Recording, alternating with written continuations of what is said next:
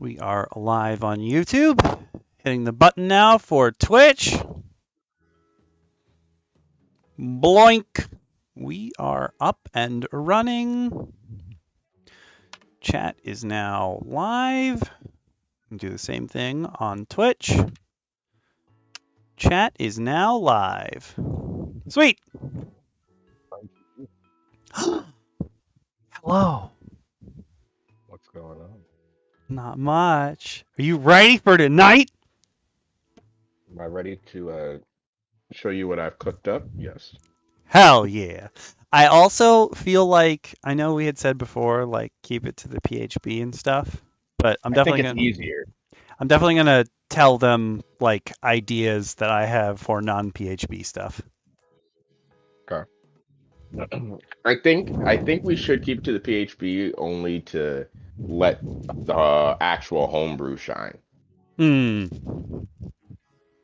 Because I think if we can help them find it in the PHP and then maybe as like an additional, like if you like tag on notes, but maybe like an afterthought. 'Cause I didn't look Hmm. into too much of the additional. I tried to keep it pure PHP just so anybody could jump right in on it Hmm. I'm and not definitely have to do too much. I'm gonna start with like I mean, we're already live now, but when the time comes, definitely gonna be like, hey, remember that this is a class, so like you can't use D&D Beyond for it. Sadly. I Not for the think good part. I Well, you think could write it. You could, you if you can't pay make for a it. no, you can't make a homebrew class yet. That's their one thing. You also can't make homebrew weapons that aren't magic items, which is incredibly stupid to me. Like, Yeah. there's nothing extra for them, so I can't imagine why they can't implement that. But I know I've read some of the devs on like the D&D Beyond forums be like, you guys don't know like how long ago the code for this for D&D Beyond was written. So like it's hard for us to add new things. And in that I understand. I'm not mad at you Creating guys a for that. monster, creating a monster in D&D Beyond is like pulling teeth if you don't know the formulas and equations, Mhm. especially Mhm. if you want instant link and drop. Like I have running math notes. Oh, I think we're going to be starting just me and you looks like. I Oh, think Lacar is going to be late and looks like Bacon's not joining us. Oh, okay. Okay. oh man. I'm pretty sure Proofs is, if he's not in the chat currently, he will be. I don't know which chat, though. That's the problem. Um,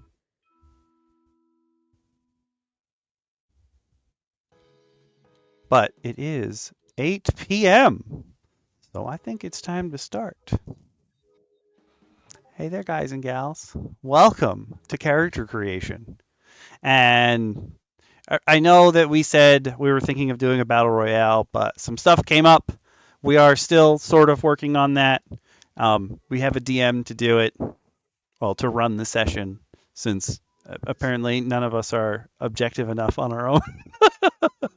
But I think that's a very fair way to put it. yeah, but yeah, we will eventually get to that. But for tonight, we're going to roll up some characters. And I'm saying roll up, but I actually already did the rolling for my character. As did I for number one. But But if you've been following along, oh, before that we get to any of that, I'm Kage Okami or Hiro Okami or Scott, whatever you want to call me, DM Okami. Uh, and I have another DM with me, and hopefully we will be joined by a third at some point. But who's with me? well, what's going on, everybody? Welcome to another DM Roundtable. I am, as always, DM Shin, or someplace on the internet known as Mad Alchemy. Depends on which side of me you know. And I was gonna say, I did come with some fun news today for everybody. Oh. A little insight on both me as a DM and a player, I am currently going to be running a new adventure. I believe I mentioned in a few episodes ago You that I ran an did. adventure. I am going to be running that adventure in the coming weeks. So, but that adventure is based off of my own character in its own weird super future that I play in a DM that goes by the name of Hugs and Kisses or XOV Clubs. If you are on Discord, that is my buddy Vin, and his campaign lets me run a cleric, and my cleric's name is Candir, who recently, with the help of another player, some other players, stopped the world from getting blown up by a meteor. That sounds That was a pretty fun good. time. Yeah, yeah. It took us about 15 sessions, and I thought I was gonna die a lot, but somehow I'm alive, and we stopped a meteor from dropping on the sky, from dropping out of the sky. So I'll take that. Now I just have to go take my cleric and go burn somebody's house down and trap them eternally in a candle.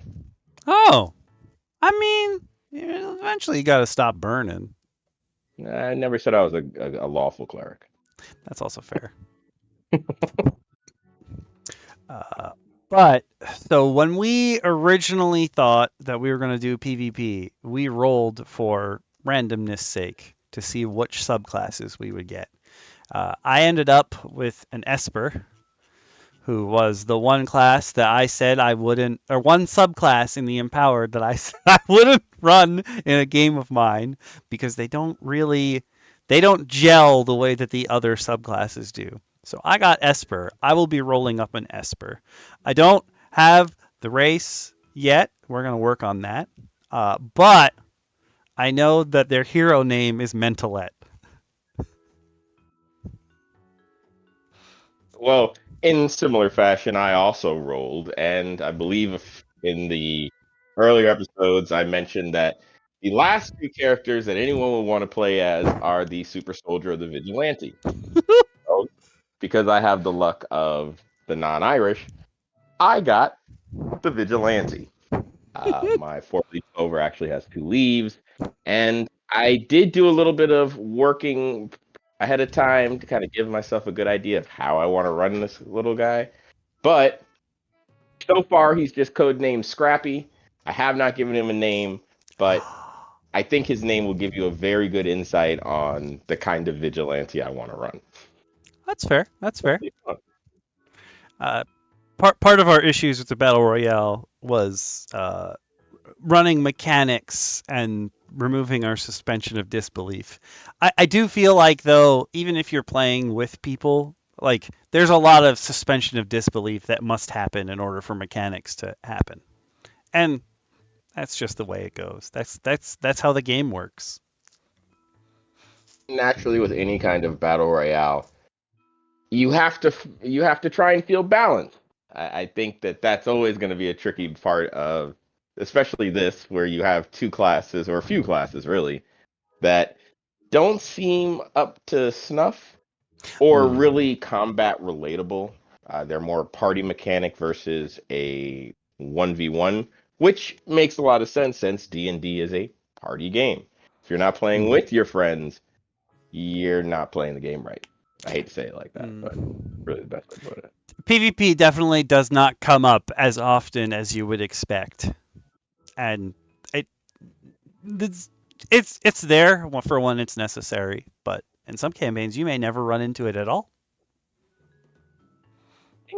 The most times I run into it is if I have a character do a story related duel. It'll Mm. usually be myself versus the player in a 1v1. I believe you've mentioned to me in some of our own talks on the side of you running that as well, certain duels. Uh, I've seen some interesting mechanics more recently of how duels can be flavored for experience. So PvP, as cool as it sounds to maybe pit your character against another person's, the truth is there is no best build. Yeah, You can min max me. you're never gonna find the build that works for every situation. It's just not possible. And even if you did somehow, through fine tuning of math and science, get one, there is an eternal like fail-safe switch in D&D. It's called dice. And those dice are no one's friend. It's true. I can tell you that from both sides of the coin. I think the dice were kind of nice to me when I did roll my stats, at least. I did pretty good too. I only had one sub 10 ability. I was like, all right. What's up, I was able Grimbo? to. You're not late. No, You're just in time. There is no late. there's no late. None at all. But I guess, how do you want to go through character creation on this one, okay? I want to give people a little bit of background. So when you're making your character, if you're brand new to D&D, I think honestly D&D Beyond is a great choice for making your character because it does all the math for you. Like all of the hard math is done in the character sheet. But D&D Beyond has there's some things it cannot do. And one of them is that D&D Beyond you cannot make a homebrew class. You can make a homebrew subclass for an already existing class, but you can't make a homebrew class. That's just a feature that they never implemented. And if you ask them about it, they'll be like, you guys don't understand like how much goes in the background to make that happen. So normally I would be like, if this is your first time making a character, use D&D Beyond because it basically walks you through everything you have to do, and then it does all the extraneous math by itself. So you don't have to worry about that. It don't feel pressured to have to go for any kind of paid subscription for D&D Beyond. Just so you know, you do get 3 free characters, and you're able to edit those 3 free characters an infinite amount of times. So don't stress it. And, it's fun to play around. Just never be afraid to change certain things as you build your character. I would definitely say there are always instances when character creation, especially as a first time player, in which you're probably going to hear someone say, "Oh, you're running this, well, you should be this for this." Again, while it is good to be able to do that in some situations, also remember that the character should be an extension of yourself. So if you want to be the elf fighter, be the elf fighter. You want to be a halfling monk, be a halfling monk. Or you want to be a dwarf wizard, go crazy. Don't be afraid by the pluses and minuses, because everything can be balanced over time. Yeah. And balance is never the name of the game either. And like our characters right now, we are shooting for them to be established heroes. So we're going in at level 15. Most players start a campaign at 1 or 3. But we're going in very far in. So don't expect to have your entire character planned out right from the get-go. A lot of people do that when you see like on Reddit or some other places. People will be like, "Oh, this is my character that's going to be amazing." The only problem with that is as you play the game with your party, you're probably not going to need the build that you were building. You'll probably change it along the way. So don't expect to know exactly what your end game character is going to be when you make them. That's silly. And also, if you're playing with a bunch of your friends for the first time, you don't need to worry about party balance per se, but you should be aware of certain character classes' strengths and weaknesses. Could you run a party of 6 wizards? Absolutely. But don't get scared if 17 goblins show up and start beating you with their little pointy sticks. And you Yeah. worry. You will survive, but there's a chance that you might not. And I've seen a lot of this online where people are like, "Oh, we're about to start the game. We talked during our session 0 about building the perfect team composition." You don't have to do that. No team is perfect. Part of the fun of the game is realizing what you can do with your team. So remember, folks, if it's not implicitly stated at the beginning, you're not the hero. You're just a person. So be a person in the game and a Yeah. hero later. Yeah. I think it's a good way to put it. So when you make your character, there are 4 ways to start up a character. The first one we're just going to get out of the way right away is if you're brand new and you have no idea what you're doing, your DM can just hand you a sheet and be like, here's a character for you to try. If you like it, that's great. That means your next character can be that character. If it's something that doesn't gel with what you want to do or you don't like it, that's also great. That means you don't want to make a character like that. It doesn't hurt sometimes also. It's something that I do with my players is in a similar sense and kind of like a subversion, I guess I would call of handing them a character sheet is asking your DM or telling your DM what you want to play. Hey, I want to play a guy that talks to squirrels and, can beat people over the head. Well, maybe he'll give you a ranger, or maybe he'll find a cool way to make you a druid. But the sky's the limit. It's really about flavoring and how you feel about what you're playing. You don't want to play something just to play it. Hmm.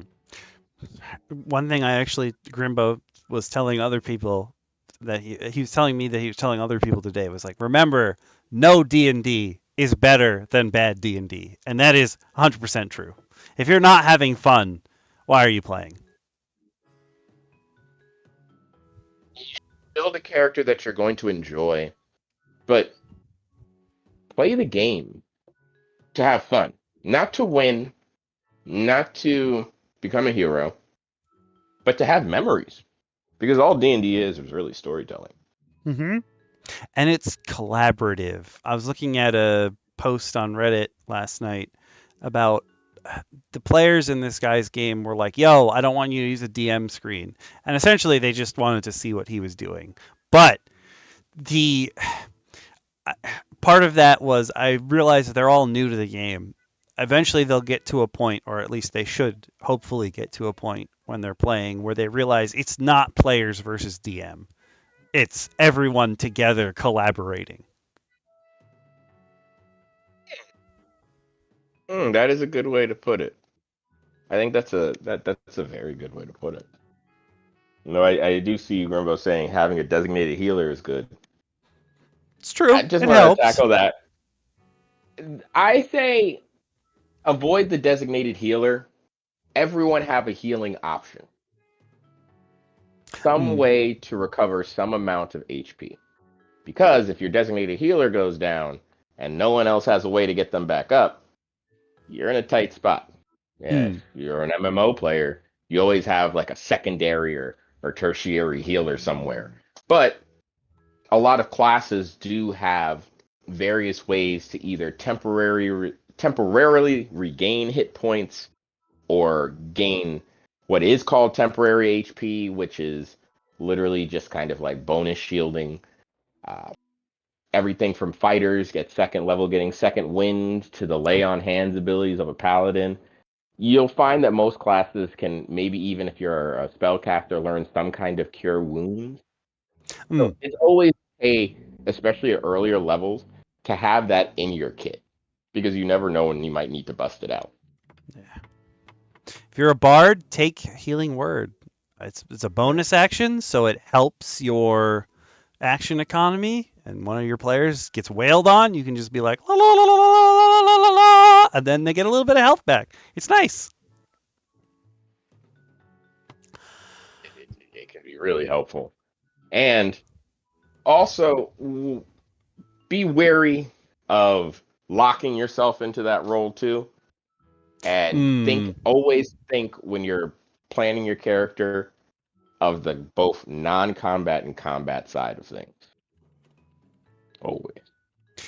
I think a We can lot get of into that some people more, I like think. when they go to build their character, they only think of one of those two, but it's a whole game. You don't want to leave out half of the game. Oh, yeah. You might be the best stabby stab thief, but if when your stabbing goes a little too wild and the guards show up and you can't get yourself out with a persuasion check, I think that's the end of your character. Oh, So that was the first way. Well, I mean, at the beginning we talked about the first way you could get your character straight from your DM.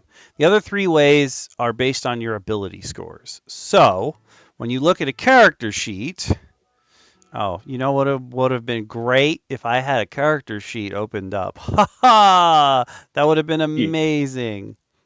you want to pull one up on D&D DM? Yeah, that's what I'm gonna do. That's cool. So you have 6 ability scores. You have your strength, dexterity, constitution, intelligence, wisdom, and charisma. There's 3 ways to designate these when you're building your character. You can go with point buy, which all of your ability scores start at 8. For context, 10 is like the middle of the ability score chart. And if you're 10, you are average at something. So anything below 10 means you're below average, and above 10 is you're above average. In a lot of cases, like a lot of NPCs, take your average townsfolk. If you're playing a game and you're wondering what the average stat is for an NPC, most DMs will say that NPC is a 10. It just has tens all around. So it's plus nothing. There's nothing special about them also altogether. Maybe you might see a stronger person, but 10 is always a good place to start. And personally, I've kind of adopted a base 10 rule for all my games where no one can get anything below a 10, Mm. but it allows you to subtract from your 10 to gain more and take almost like a debuff if you choose to. Oh, so you're almost doing point buy. That's cool. Yeah, yeah. Point Kind of buy. Pathfinder. Oh, that makes sense. Point buy, Those you are fast. start with 27 points, and you can spend them however you want. If you raise an ability score from 8 to 9, that costs 1 point. If you raise it from 8 to 10, 2 points. If you raise it from 8 to 11, 3 points, and so on and so forth. However, the highest you can give one ability score is 9 points. So you can only go up to 15. And that means you'll never have a -1 modifier. Your character will always be at least average in every stat. But the best case scenario for this technically would be 3 stats at 15 and 3 at 8. You're always looking to have your bonuses to your stats in your primary stats, which is shown to you, and we'll probably go over in one of the ways of Yeah. generating a character uh, in a second. But you always want to make sure that you at least have 2+1s on your character somewhere, if possible, with point buy at Mm. least. We will also explain a little further how you're getting these pluses based on the number that's down there below when we get to that. The next type is standard array. Standard array is, I would say, the best option for brand new players. You get 6 scores, 15, 14, 13, 12, 10, and 8, and you assign those in any order you choose. So your character has one ability score that has a -1 modifier, but everything else is at least even. And those are pretty decent stats. Running like the old fashioned, just, you know, fighter, you know, an old fashioned fighter. He likes to beat things up and he's fairly good at things. You can get an actually pretty good fighter out of that. Hmm. Uh, And then the final way is the way I rolled up mental at. And I think a lot of people do this because we love chaos and we love rolling dice. you Is also to spent too much money on dice. uh, I Not started using. Knox on his dice goblin journey today. I'm very proud of Oh, myself. I'm Uh, so sorry to you, Knox. Sorry. but for the third way, or actually technically the fourth way, but the fourth way that you're making the character yourself, you roll 4d6s. So like your standard die that you would see in other games is a d6. It's just a die that has 6 sides. So 1, 2, 3, 4, 5, 6. Like your standard cube die. You roll 4 of them, and then you drop the lowest roll you got. So you only care about the top 3 numbers. You add those up, and then you can put them in whatever ability score you want. Some DMs, this is up to your DM, make you roll 4d6, and then whatever you rolled, it just goes in order: strength, dexterity, constitution, intelligence, wisdom, charisma. But most people let you swap them around to whatever you want. Usually, I do know that with sometimes, don't be afraid to see odd numbers. Uh, Odd numbers are usually not the worst, but sometimes not always the greatest feeling to see on your character sheet. But most odd numbers are just a point away from being a higher plus. Mm-hmm, So mm-hmm. think about that when you're rolling up, and don't be discouraged by low numbers. Sometimes, like I said, I use a base 10 system for my games now, but the game that I currently play in, we actually do a system in which you roll 3d6, and based on the number of duplicates and triplicates that you have in your dice, that kind of dictates how your stat points are. And but it uses kind of gives you a standard array from that. There's a lot of cool ways to do it. Now, we gave you 4, but generally speaking, when you play a campaign, everyone in the group is going to use the same character roll-up method. It's not like, well, unless there's somebody brand new and the DM's just handing them a sheet. But usually if the DM's handing someone a sheet, they're handing everyone a sheet. Or if one person wants to 4d6 for chaos, everyone's going to 4d6 for chaos. You don't generally mix and match in one campaign.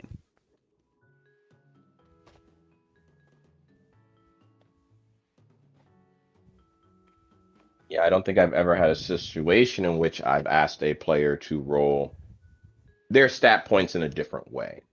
Mm. I think a new player altogether to the game, I may say, "Hey, try each one and tell me which one you like." Oh, And maybe mm-hmm, have mm-hmm. like a that could be a fun way for a new group. Everyone, let's try it each way for the character you want, and then everyone vote on which method they like the most, and then they use that method. But I do agree. I'm not. I think it would be way too much chaos to have someone on stat 5, someone on point 5, someone on standard array, another person rolling 4d6, drop the lowest. Some guy off in the universe rolling a D100 on a cosmic table. Like, just no. Okay, so I said at the beginning, if you were making any other character and you're brand new to the game, I highly recommend D&D Beyond. Roll20 has a similar system, but Roll20 does less math for you. However, you can write whatever you want on a Roll20 sheet.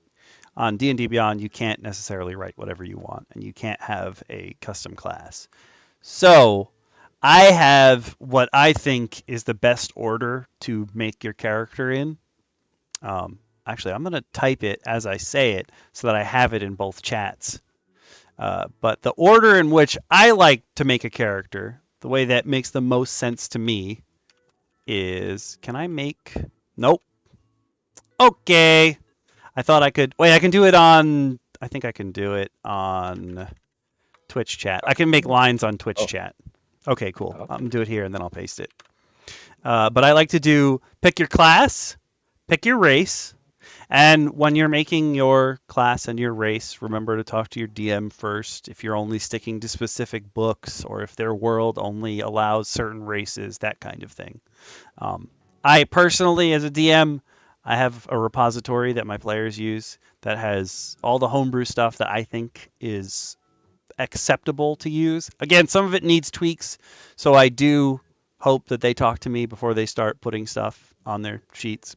Um, most of the time they do. Most of the time they do. But please check with your DM before you start making your character. Um, I will go for. Is that was that DM Lacara? Sounded like DM Lacara. Quick card. Yeah, DM Hello. Lacara. Welcome. Sorry, I'm late. No No, It's no. worries. good to hear you boys. Hi. We are So currently running people through. We just gave them a basic gist of character creation and stuff, and now we're going through. Since we can't use D&D Beyond because this is a homebrew class, and Roll20 is kind of You can write whatever you want, but it doesn't do math, as much math for you as D&D Beyond would. So we're going to be It's a making these lot of on paper. macros. Yes! So many We are macros. we are doing this the old-fashioned way. Hell Well, not yeah. macros. The way Gygax intended when he invented D&D. In a Yeah. basement somewhere with some pizzas around. Yeah. The best way to D&D. There's some things that just age well. And the It's true. character sheet is one of them. Yeah. Oh yeah. As long as you laminate it. Please, please, please, if you have a paper as a DM, I ask you if I hand you a paper character sheet, I try to hand people like a binder sheet as well, like the ones we used to like use way back in the day. I don't know if people still use binders anymore, but please protect your character sheet. Make photocopies. Do anything you can. As a Snap a DM, photo with your phone. yeah. Oh, As a yeah. DM, I usually try to keep a copy of your character sheet as well in case you misplace it or don't have it on a session if I'm playing in person. Mm. But please, please protect your sheet at all costs. Yeah. If your character your sheet goes, Yeah. your character doesn't exist anymore. You have to make a new one. That would be a cruel rule. Oh, you forgot your sheet? You were level 7? Not today, you're not. Welcome back to level 1. No. By the way, you're fighting 6 dragons. Good luck. Oh my god. Yeah. Balancing problems continue to plague me. Oh, God. Listen, it's okay. Just let them fight 6 dragons and hope that they think not to fight the 6 dragons. You know, I created this dream world for them to go into, and Scott just discovered this past week. And I realized after the fact, I was like, oh crap, I can use this as a laboratory because they can't die in the dream world. So I can just throw stuff at them in that, Oh, and nothing's gonna happen. Then I can figure out if it was too hard or not. oh, you had fun. Oh, you're gonna have some fun there. Oh yeah. Just remember, if that moment, and if any moment in your mind goes, oh, that might be too much. Just tell it, shh. Just a dream world. Just go and place it all. You want to put 17 Tarrasques? Drop it in. I like how you think. 17 Tarrasque. Did you know that I just saw this the other day? In 4E, the Tarrasque had an aura that wouldn't let people fly. And they took it out in 5e, and the joke is like, oh, if you have a level 1 Aarakocra... I'm sorry, I'm using my nerd voice for this. If you have a level 1 Aarakocra that knows Acid Splash, it can fly out of the range of the Tarrasque. And I'm like, why is that DM not having the Tarrasque spit rocks at it? I'm pretty sure it would flatten him no matter what. Funny, I think it's AD&D. Yeah, I think it was Tarrasque in AD&D's stat block.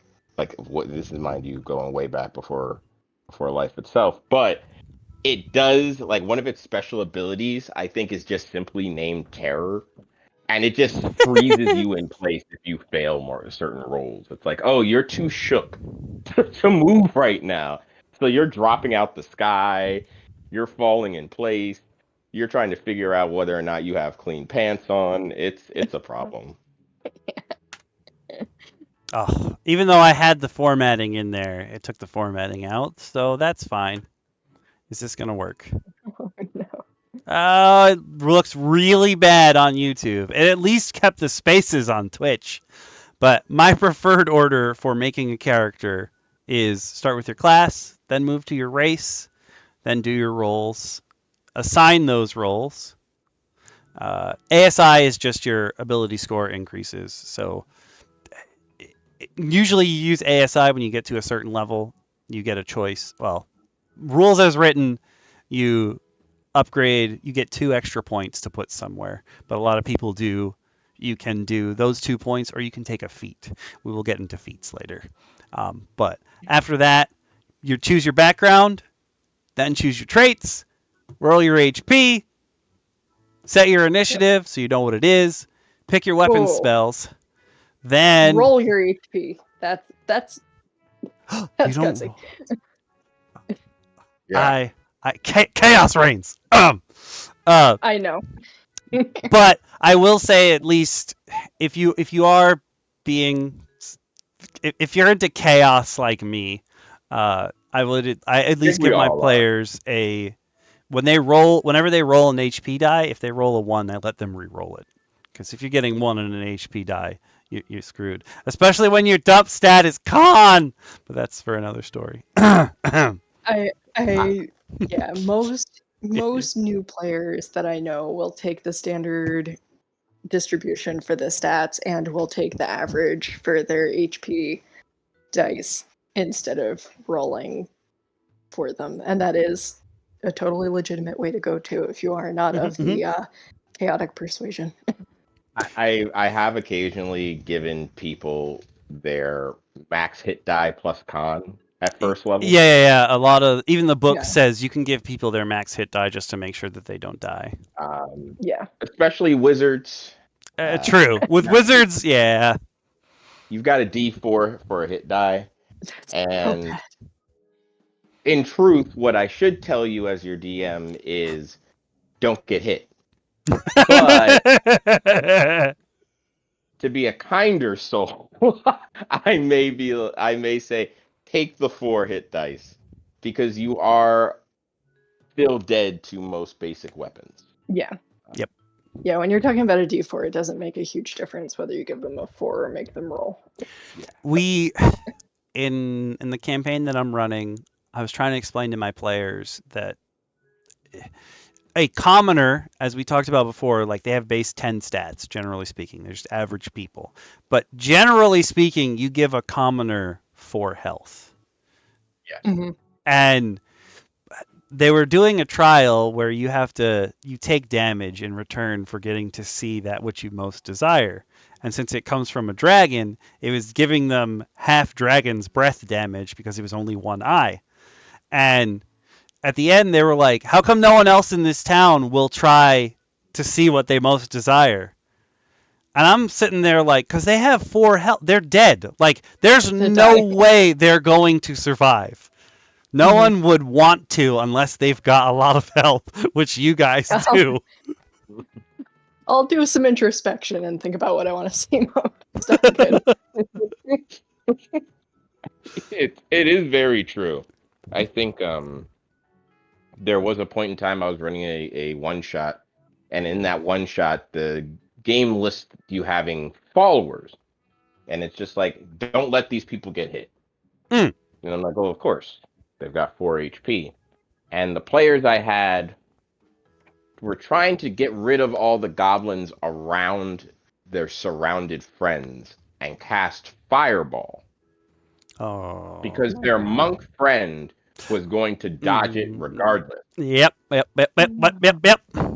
they threw Fireball and took out 6 of the 7 people that they were supposed to be saving. And they're like, Yeah. but they succeeded. And I was like, that means they Image take is the thing. Yeah. half. They're not all monks. In the first 5e campaign that I played in, we set out from some town, like through some woods, and our party almost got taken out by a pack of wolves on the way through. On the way back, we were supposed to be like keeping an eye on this caravan of like support, like food to support a town that was going through a famine. Oh. And we had guards with us, and we were like, oh good, more people to fight with us at least. You know, if we come upon more wolves or whatever, we're going back the way we came. By the time we got back, none of the guards were alive. It was like the wagon of food, of like aid supply, and then the wagon of bodies that I was keeping cool with my cleric spells.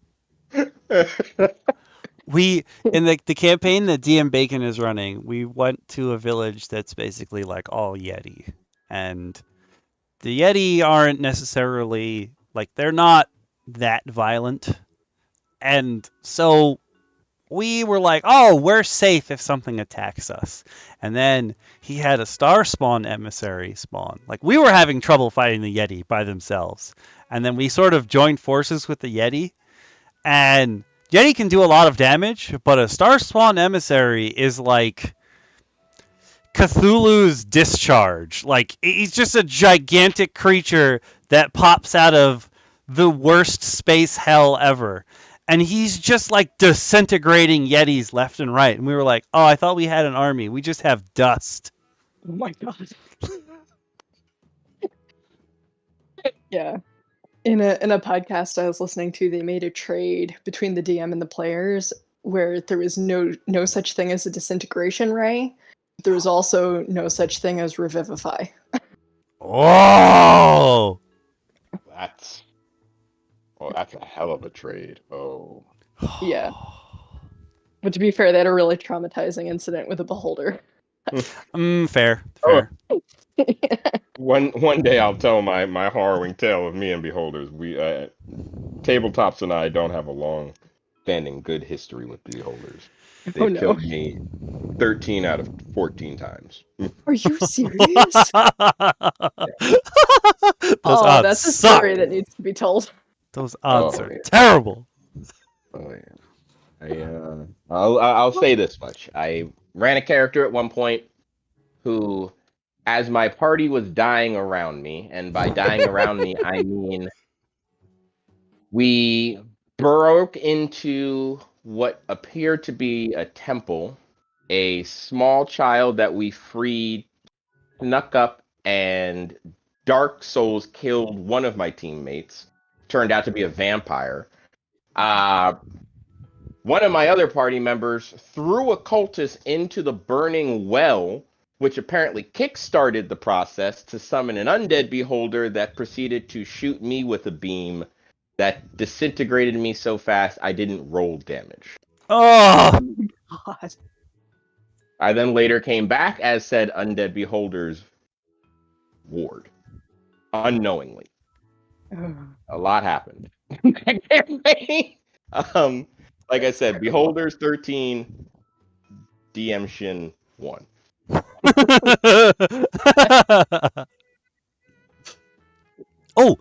I didn't want to spoil your Bacon's Thunder. So which subclass did you roll up for the Empowered, DM Lacara? I got Conduit. She got the best one! AKA Battle Ready. Yeah.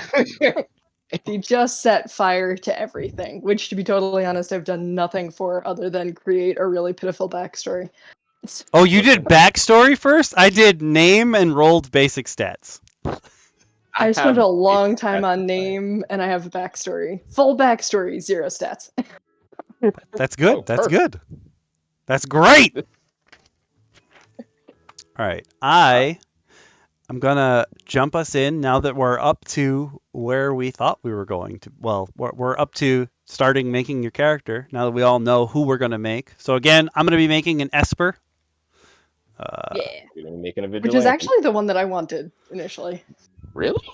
Really? I know it's underpowered, but I love mind-bendy stuff. I can understand that. Fair. I Fair. need Winter Guild is the next one. That's more a me note than a you guys note. Yeah, I was like, what the hell is that? I don't remember that. I'm changing the music up. Oh. So, like we said before, originally it was going to be ye old battle royale, and judging from the fact that DM Lacara did get Conduit, there was a 1 in 7 chance that I would have been disintegrated. But I mean, it's just fire magic. and I'm just a guy with a stick. And an ability to choke people, stare them deeply in the eyes and be like, don't do that again. Cue Christopher Nolan voice. But I'm in the wrong. I do think it's going to be. I do think one thing as I was sitting there and after we'd rolled up all of our classes, a DM Bacon can tell you who he got when he gets back. We don't want to spoil his fun. Yeah.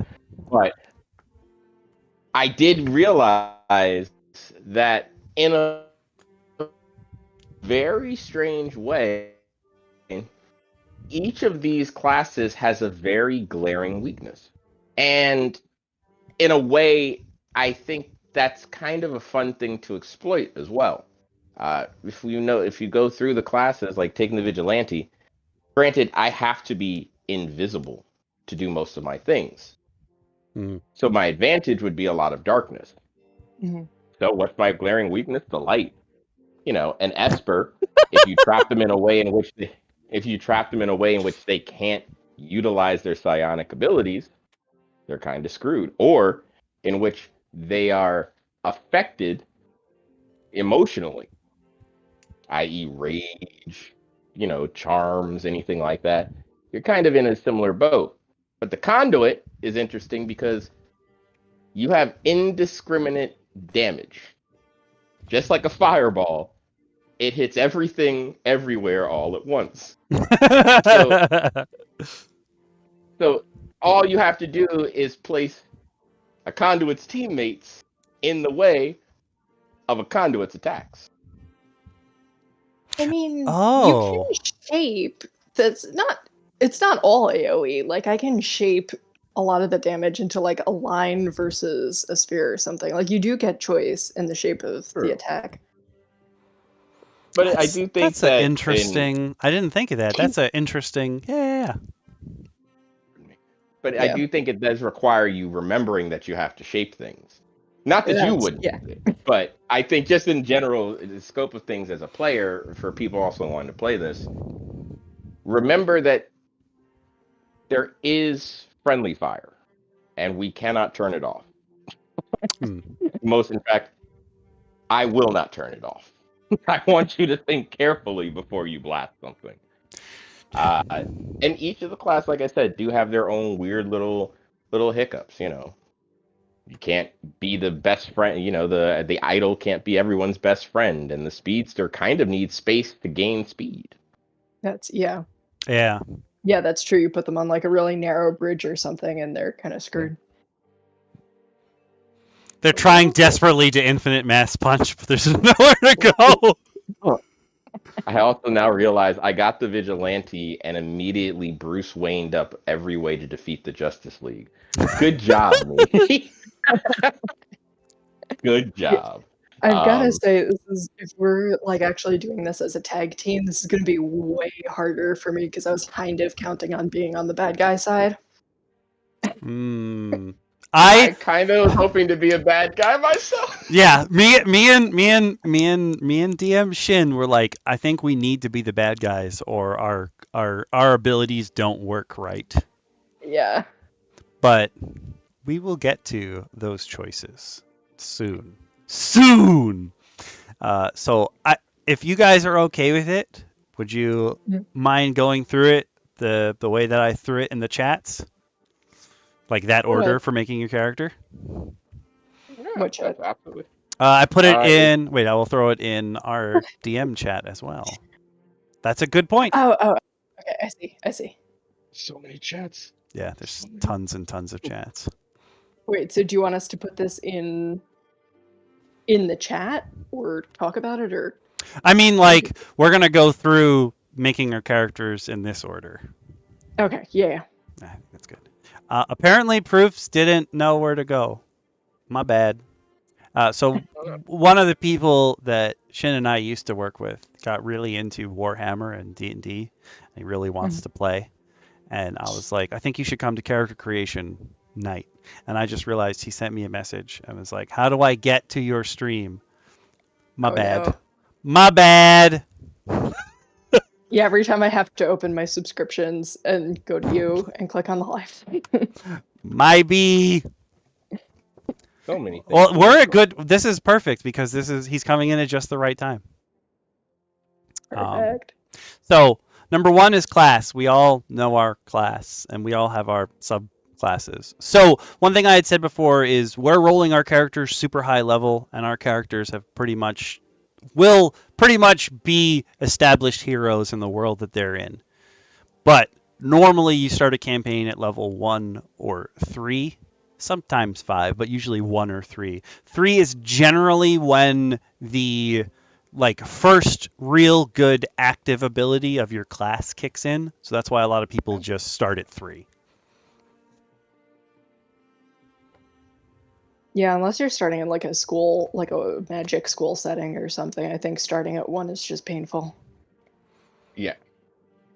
You really gotta work for it to make it to 3 when you're starting at level 1.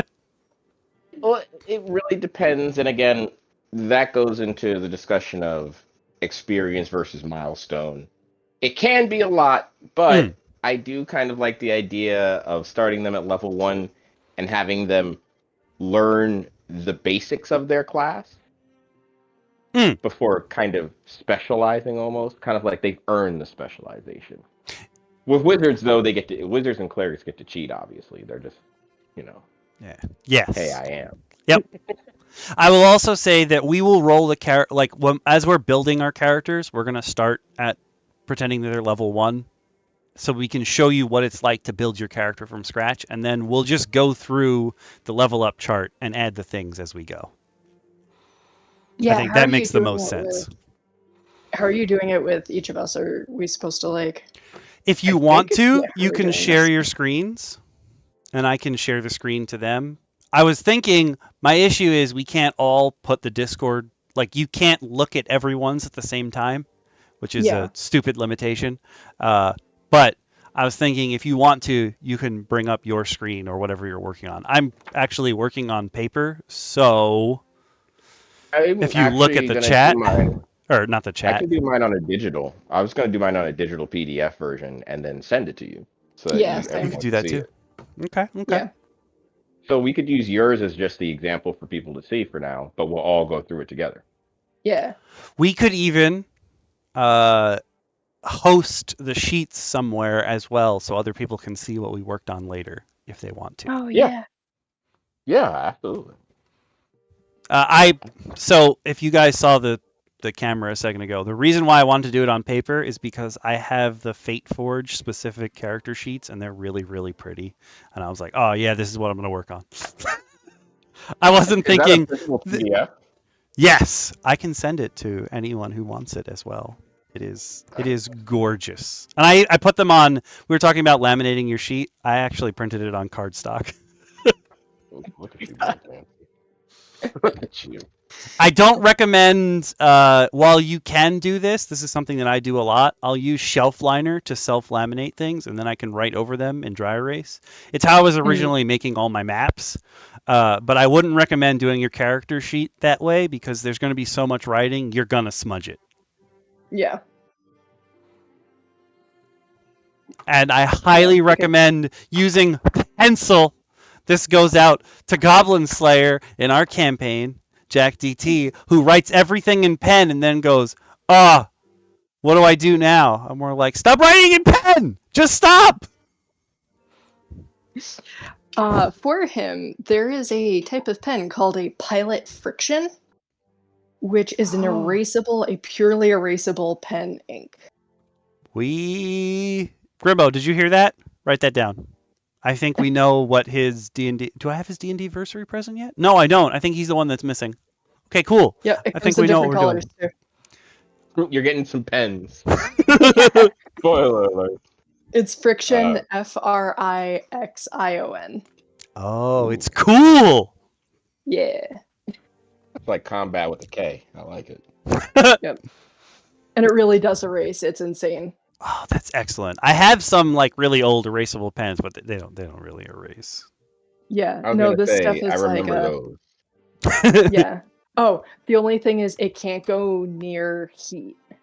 Oh. A lot of heat, because why it's called friction is because the friction of you rubbing the eraser on it changes the temperature, and that's what erases it. So just don't sit in front of a campfire. That's fair. Waving it over the campfire. That's It'll fair. be fine. Science. That makes sense. But yeah.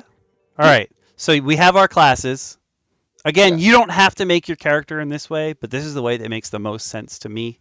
And like this is how it made sense to me when I first learned, and it was just me, Grim, Knox, and Jack DT staring at a book that none of us had ever opened before. This is the way that made sense.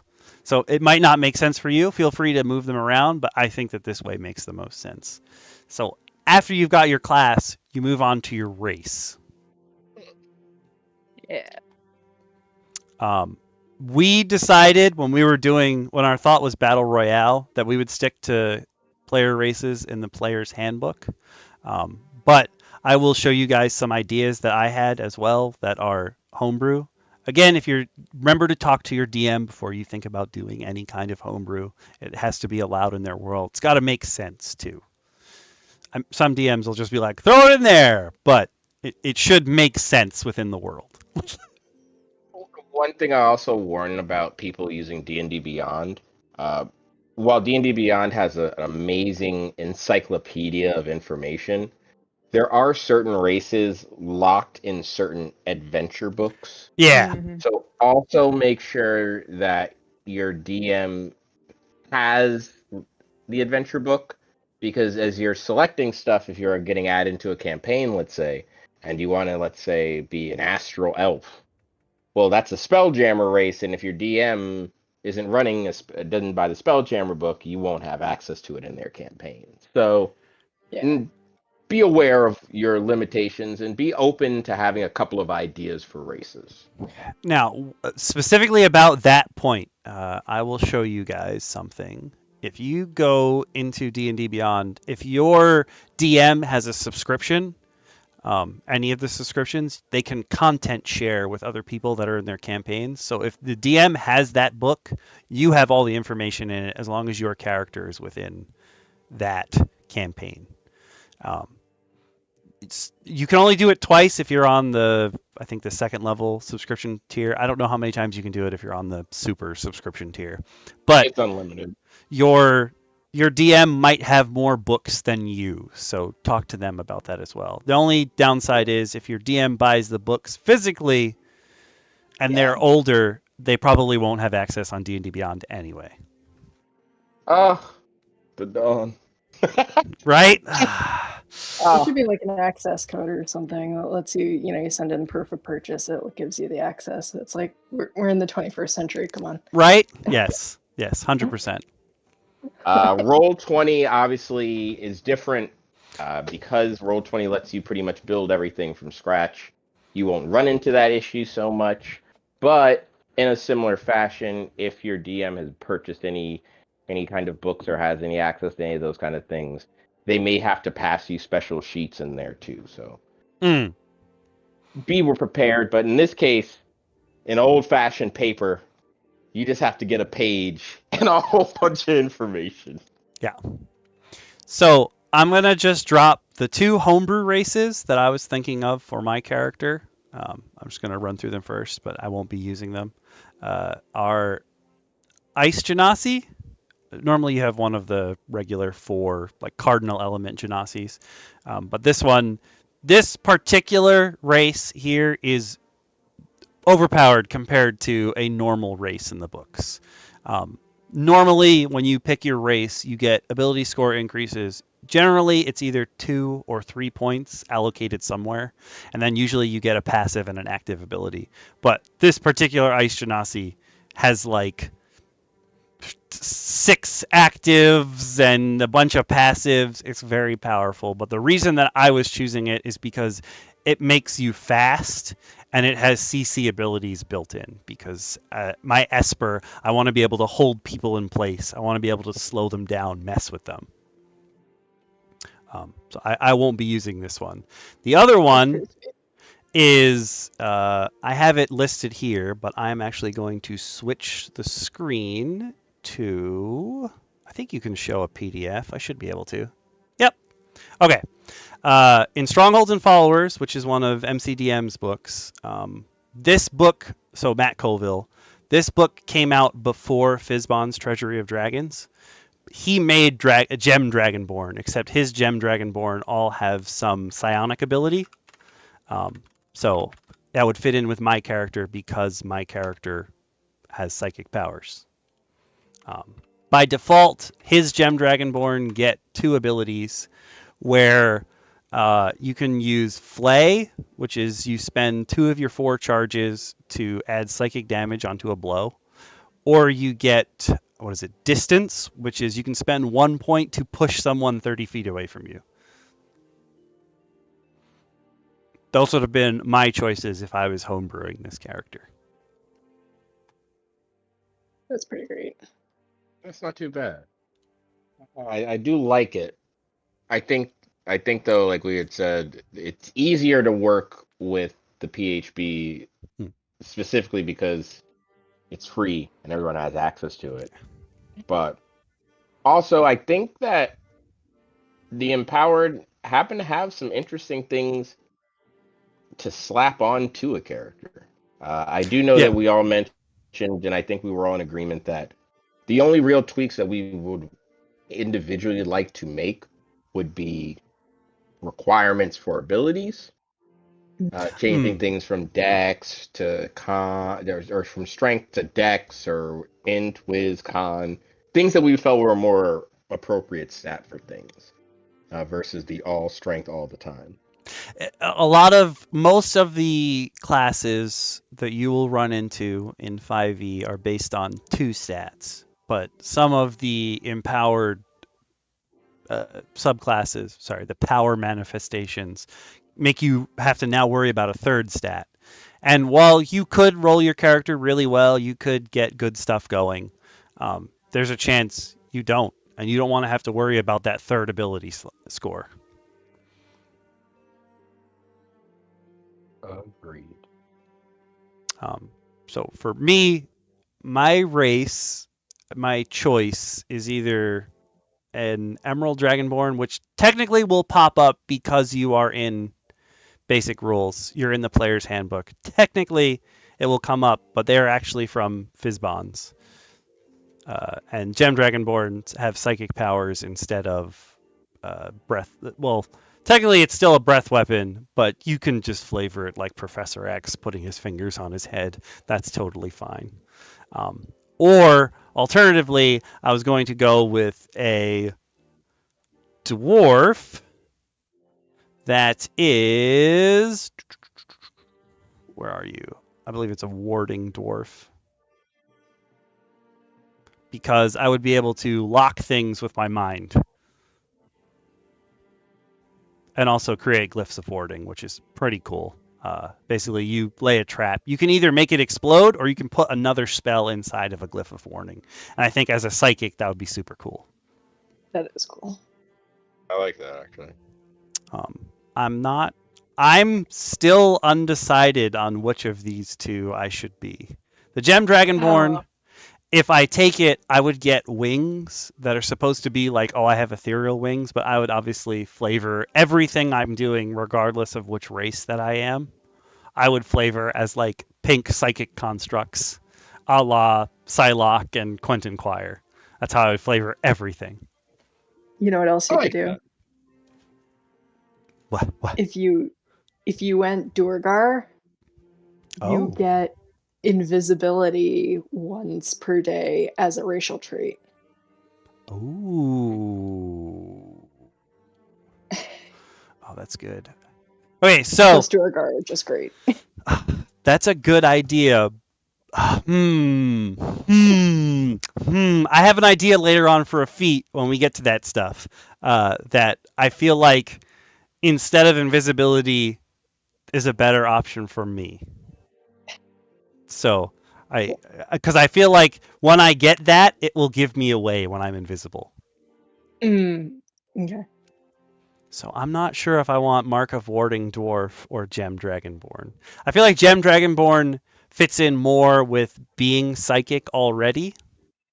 But Mark of Warding Dwarf is like, I was training and something went wrong. Like I was in the flash experiment, like lightning struck on some chemicals and I was like, and it gave me new powers.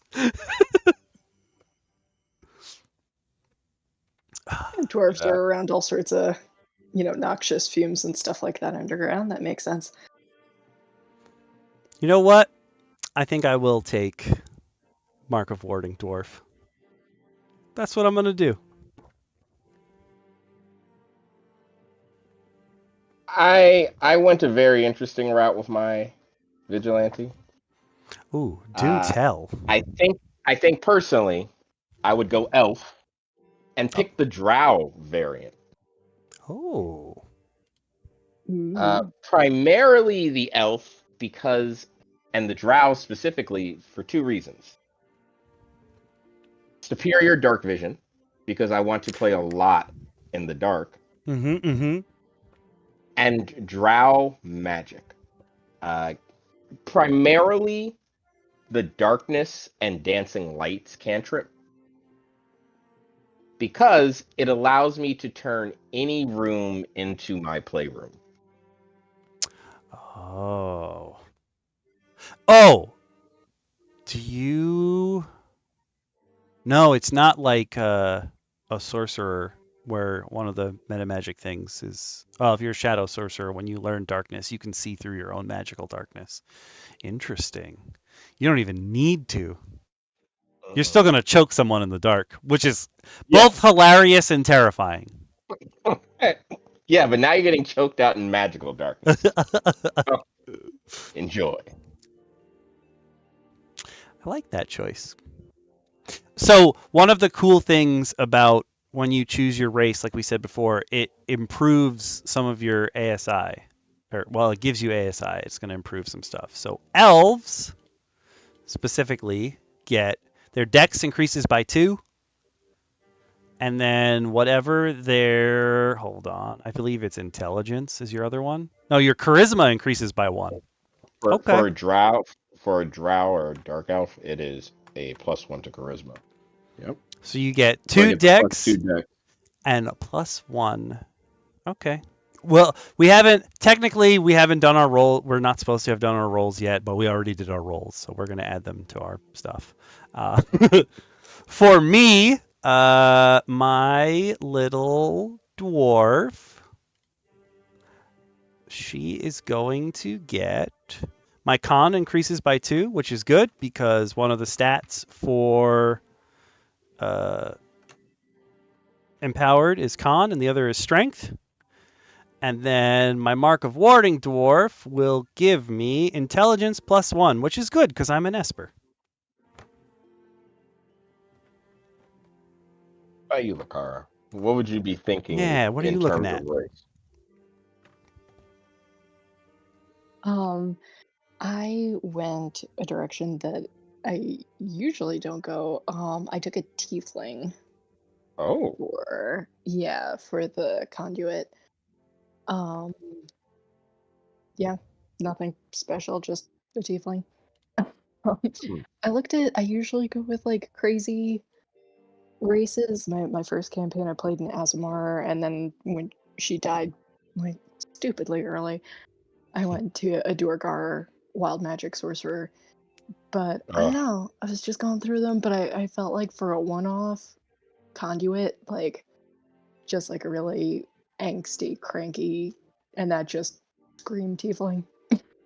no, I like that, Ooh. and I think the new variant tiefling, which is kind of like the variant human, Ah, uh, I was going it to just ask about that. allows you to move things around. I'm guessing that's what you went with. Yeah, No, which. no, I went Ooh. Oh, straight. I don't even know what is the variant tiefling. Variant um, Tiefling is.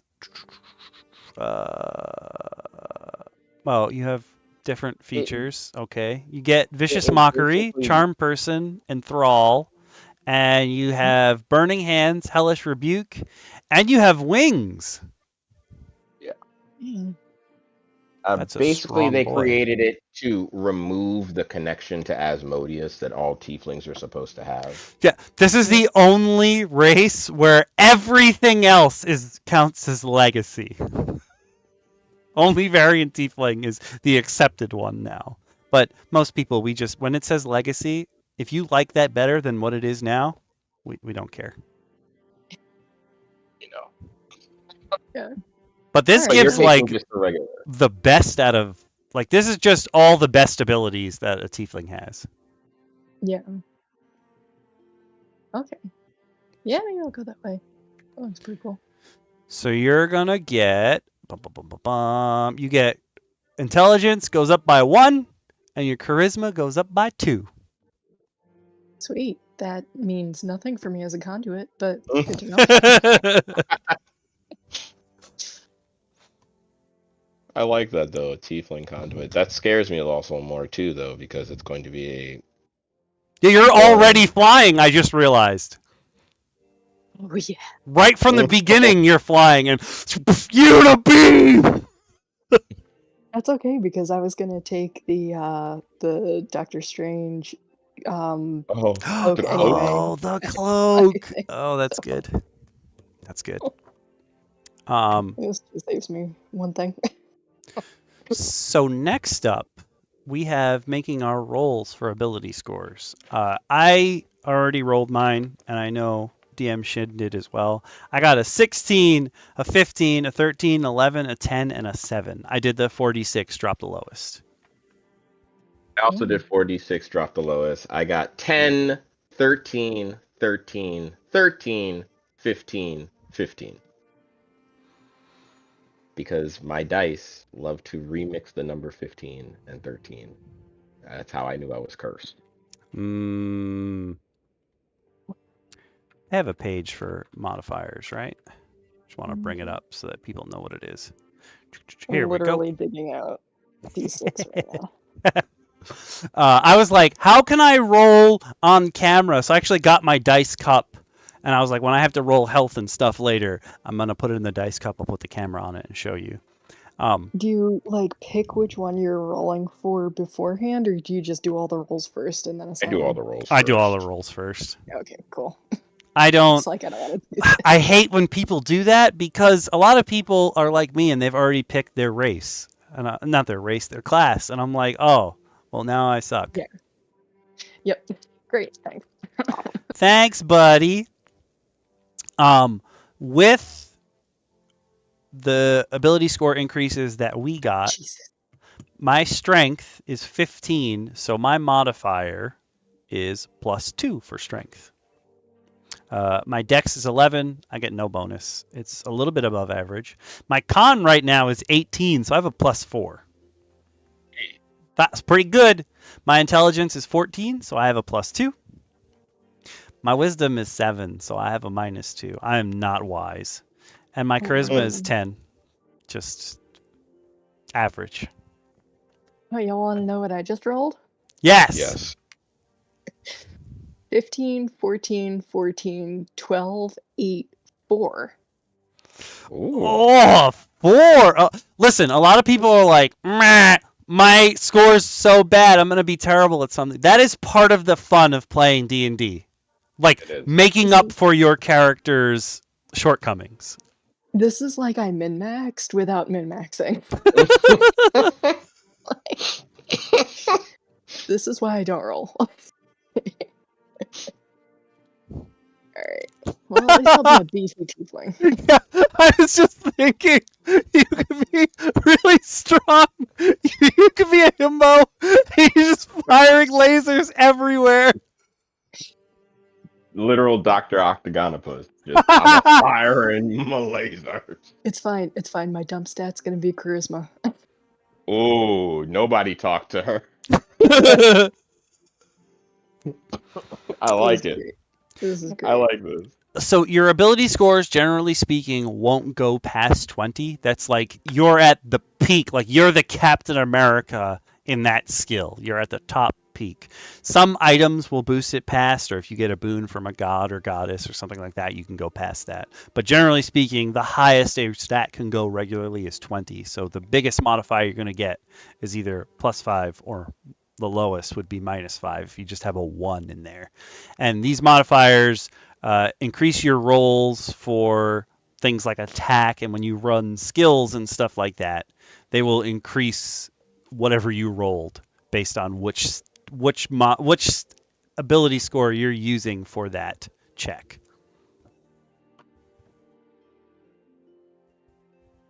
Oh wait, I can do this as We I decided we were mess. making- As I mess. Oh, is the camera backwards for you guys? I just thought about No. that. Okay, good. I was like, oh no, is it backwards? No, one of us would have said something. I have to do We that decided- when I run my campaign. I have an OBS plugin on a really old version of OBS that lets me use multiple cameras and makes a virtual camera so that Discord can run multiple cameras in one setting. And I have to flip it backwards because Discord automatically flips it once. So I'm like, I just have to return it to normal by flipping it horizontally again.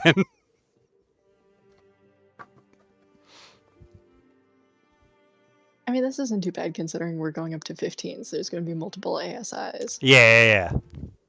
Like, this is not. Oh, yeah. Charisma and wisdom in the gutter. I was going to say, Luckily, you noticed that she didn't make Khan her dump stat, but Khan is one of our main abilities, so we wouldn't make it a dump Yeah. stat anyway. we No, can't have Khan's dump highest. on here. I know strength is supposed to be, but whatever. I also did the same thing. My Con is higher than my strength. I mean, that's Yeah, your my HP. My con is one of my biggest base stats. Yeah. And also, like, for the conduit, you add the con mod, not your strength mod. So, Oh, You true, literally are true, the true. conduit. I see what you did there, and I like it. Thank you. Thank you. I'll be here all week. Not online, but here. Fair. You can comment on this video when it's a VOD, and one of us will respond to you at some point. For those of you on Twitch, I'm sorry. It'll be gone in 2 weeks. I mean, you could still comment on it or send me a message. Yo, I don't know. This is going to sound mean, but I don't know how many people are bots on Twitch right now, but the participant list is enormous. And I'm like, all right, that's cool. awesome. Yeah, we'll find out the old-fashioned way. Thank you, real people, and thank you, bots. You're still helping me out. What's next in the list? Next would have been choose your ability scores, but we already did that. Next up is backgrounds. So, for backgrounds, if you guys want, you can pick, but most classes have a quick start guide for making this class, yada, yada, yada. Mm. And they're like, hey, choose this as your background. And I believe that the one for this, for your quick build, is they're telling you to have your highest ability score strength and then your next one con. But, whatever, do what you want. But the second option is to choose the folk hero background. Mhm.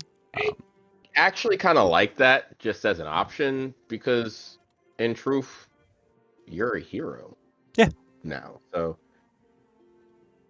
I actually don't mind making that my background. I'm not looking for any kind of specific extra skill or anything like that in this situation. So I am also just going to go folk hero. Oh, actually, there's more than one folk hero now. Interesting. don't tell me that. Well, Tell me about it. What is the For second everyone one? to know, folk hero generally gives you animal handling and survival. Mm-hmm. It just pretty much acknowledges the fact that you're a hometown hero. So that could be anything from stopping a horde of goblins to winning the local football game. Really and truly, it doesn't specify that you had to do anything crazy. It only notes that destiny calls you to stand against tyrants and monsters. Yeah. Like if you want to be a hero, this is the start for you. The two differences are regular folk hero and folk hero Baldur's Gate are exactly the same, except that folk hero Baldur's Gate has one extra ability, social vengeance. You've lived your entire life in the lower outer city of Baldur's Gate, and when you're in a busy part of either of those places, you can spend 2d10 minutes to convince 1d6 commoners to perform a non-illegal act that inconveniences a member of the Watch the Flaming Fist, a patriarch, or some other wealthy-looking individual. Kind of would like that. You could flavor Of that course, to be anywhere. I just think that's hilarious. I just want to kind of take that little additional thing. Hero. Give me a couple I just minutes. I hate rich people. I want to make his day suck. I want to take that too. there's a level of flavor I can add to that with my bad disposition. My bad disposition drow here that just really and truly wants to have everyone have a bad day. Especially if you've got more than $20 in your pocket. They'll fight you. My drow will fight you for your rice and beans. Also, the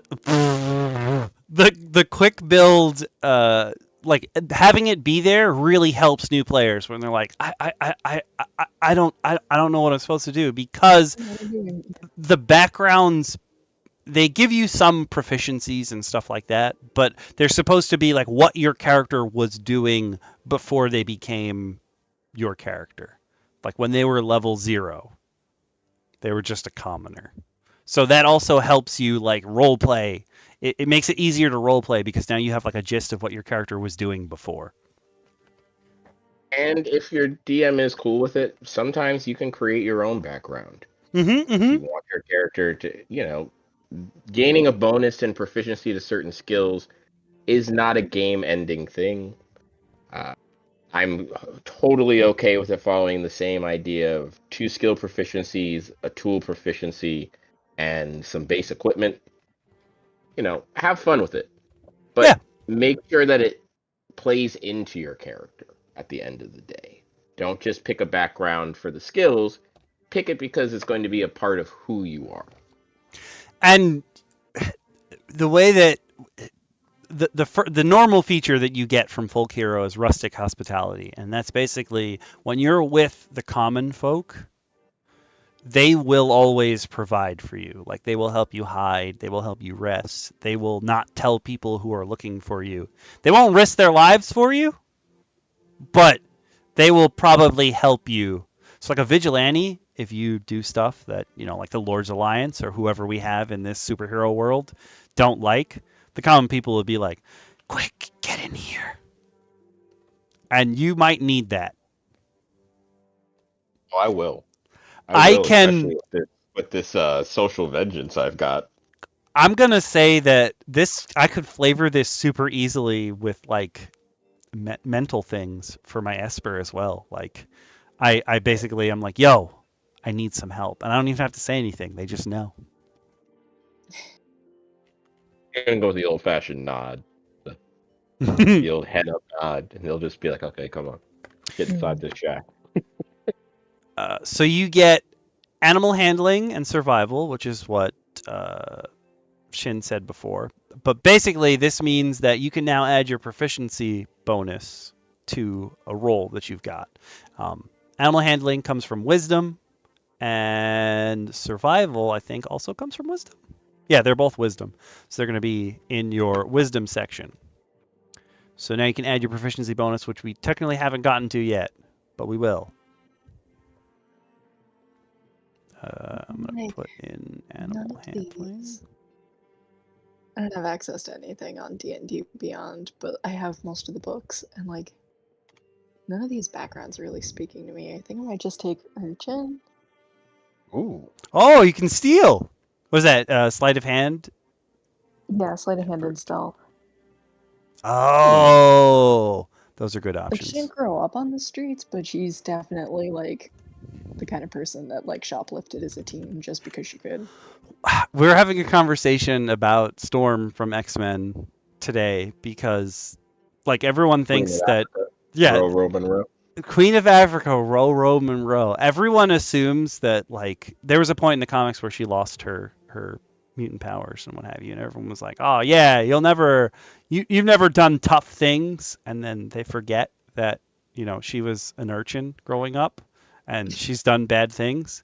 And so the leader of another group is like, I challenge you to a knife fight. You won't win. And Storm's just like, stab, stab, stab, stab, stab. Like, she will. She's done it before. She'll do it again.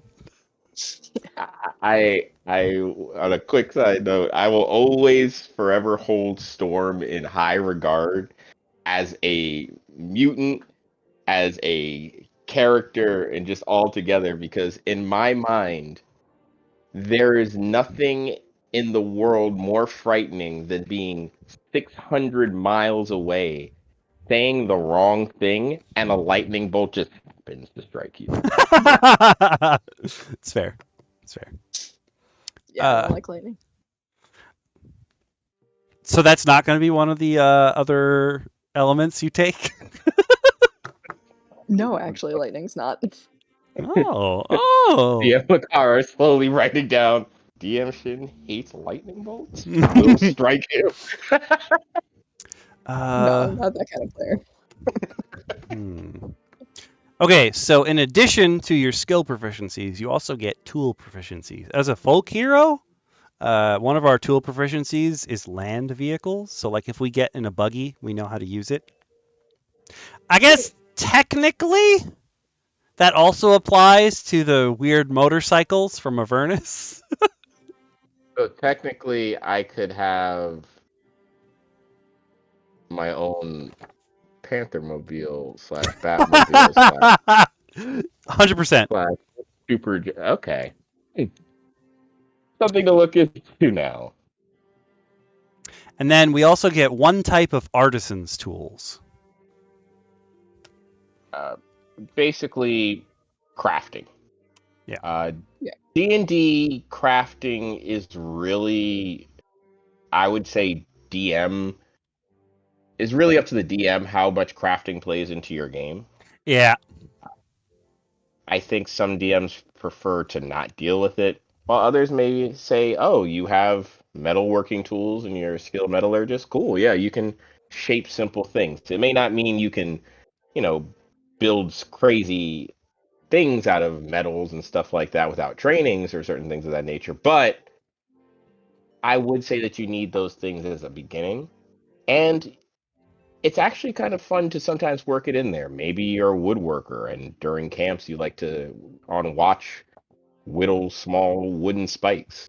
Sure, let's roll with it. Every time you sit down with some wood, roll me a 1d3. That's how many spikes you made that night. Fun little thing. Doesn't have to be crazy, but it can be fun. So I'm looking at the list. I don't know if my mental character would need any of these, but it would make sense if she had some leftovers from her dwarf life, like just her regular life. So I think I'm going to go with Smith's tools. I think I would take some Tinker's tools. I think I'd probably want to. Actually, Tinker's tools was gonna be. I was gonna go Tinker's tools or alchemist, and then I was thinking cartographer, but she specifically is like. Actually, that might make more sense because I'm all about range and distance. No, but she would probably use carpenter's tools then, even though it's wood, so she can figure out like how to get in and out of a building and where she needs to stand to affect people with her fields. That's hard. No, I'm just gonna stick with Smith's tools. Keep it simple. The cool thing is you get to take a set of artisan's tools. So if you take a proficiency, you can just start with that tool, which is what I'm going to do.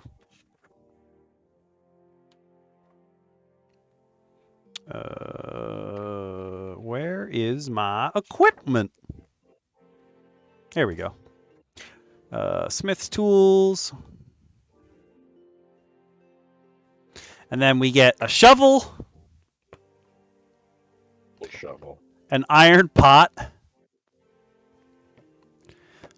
a set of common clothes,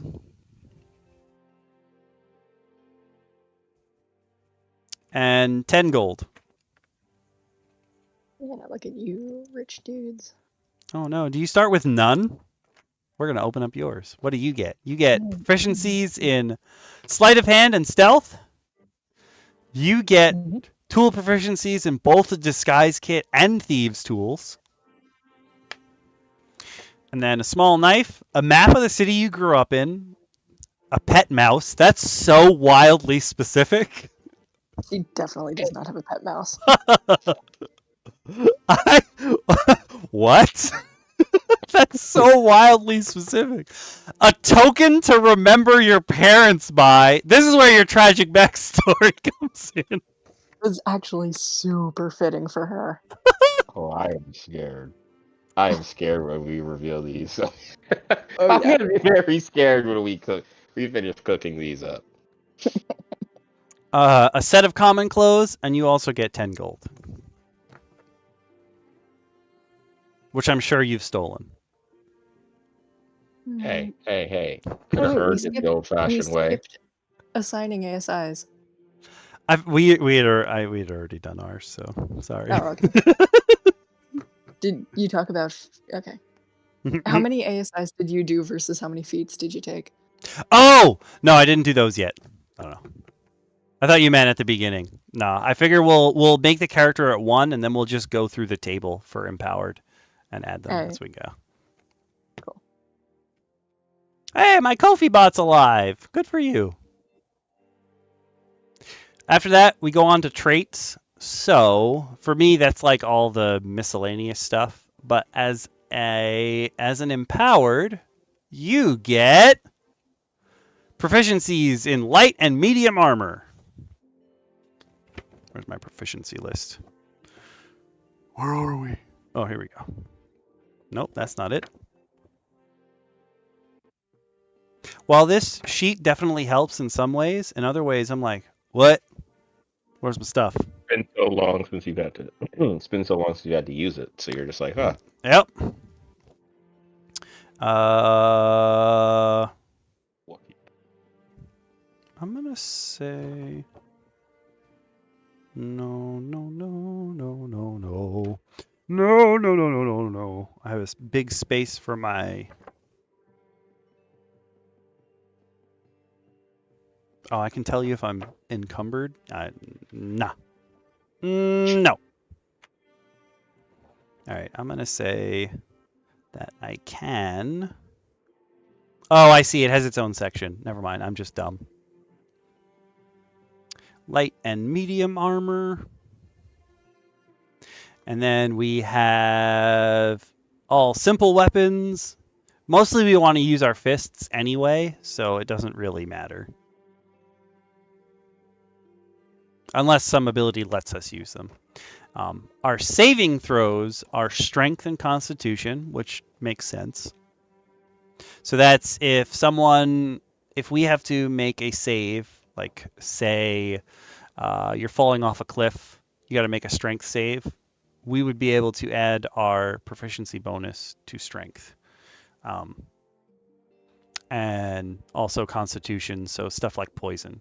Oh, but I'll have advantage because I'm a dwarf. I don't know if my dwarf gets that, actually. No, they have to. Yeah. All dwarves get that. Yep. You'll find as you go through classes and races and the combinations of things that you may have accidentally picked the weirdest strong combination in one place or another. It's really interesting when you start diving into a lot of the races and class combinations of things, overcoming, I guess, to overcome certain weaknesses or gain certain advantages. I think I noted before having darkness added to my vigilante and just being like, hey, it's dark here now. For me, it works great, but it may not work well for my entire party. Or, it may be a weird thing that I'm overcompensating for because I have low strength in another place. Play around with things, and you'll find that you have some more fun and cool places, I think, also to kind of craft your story. I think your character sheet can lend a lot to your role playing as a player and a lot to your DMing, allowing your DM to kind of interact with you if they know that you're playing off your sheet a little bit. I actually skipped a lot of the stuff that you get.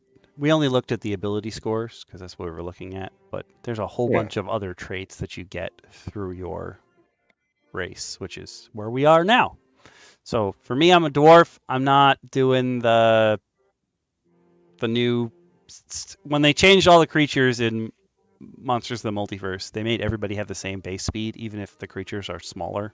So I'm gonna stick with 25 feet base walking speed. That's fine. Normally, almost everyone's base walking speed is 30, but the shorter races have traditionally had 25 feet walking speed.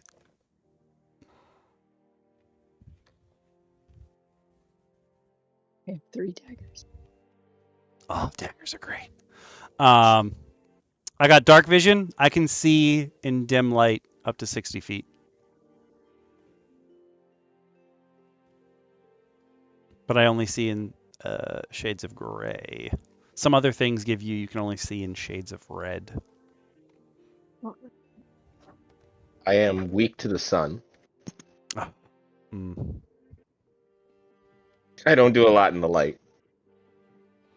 I have Wait, is that resistance to poison. Is that a race thing or a class thing? Yeah, racial thing. Yeah. Sunlight sensitivity. Wait, If did I I miss fight, what race you are? He's a drow. yeah, Oh, Okay. sweet. yeah, I'm down here in the depths, and I did get some drow weapon training, which is rapiers, short swords, and hand crossbows, which, as a vigilante, actually adds some fun things. Yeah, Uh, that's perfect. Your personality should be almost as cranky as mine. Oh, it is. If you're throwing fire, I'm throwing shade. Don't worry. That is such a great tagline for a team up. oh my, yes, I love it. As a dwarf, as we were saying, I have advantage on saving throws against poison. So if someone makes me do a con save for poison, I roll 2 dice and then I take the higher number to see if I save. And I also have resistance against poison damage, which is nice. So even if I fail and I'm taking the poison damage, I'm probably going to take less. Resistance means you take half as much. Generally, everything in D&D is rounded down, not rounded up, but you take half as much. For weapons, I get Dwarven combat training. Yes, I have my favorite useless trait, but I'm going to get there. I got distracted when I saw it again. Sorry. I've got proficiency with, yep, with battle axe, hand axe, light hammer, and warhammer. Not to be confused with the game system warhammer. Okay, I'll let you. I know how much you hate stone cutting. Stone cutting, reading it sounds great, I but in truth, it is. It is an incredibly niche ability that I love annoying DMs with because, You really like, it's one of those things where dwarves basically, whenever they look at rocks, if they look at shaped rocks, like if someone has made a building or what have you, they can be like, oh, I know what kind of rock that is. I know who makes that kind of architecture, yada yada. And everyone's always like, oh, what a useless ability. You just have to ask more questions. Lots and lots of questions. It was a Tuesday and it was raining when this rock was cut. You can get extremely detailed and in-depth, and as Okami said, annoying with the questions you can ask and the information you could obtain about some rocks with some good old stone cutting. I am going to take. I got another set of tools. I'm going to take brewer's supplies because dwarves love getting drunk. I don't know. Do you want to get drunk and start messing with people's minds? Yes, you do. This is you we're talking Yep, of about. You know course what I do. I answered my own question.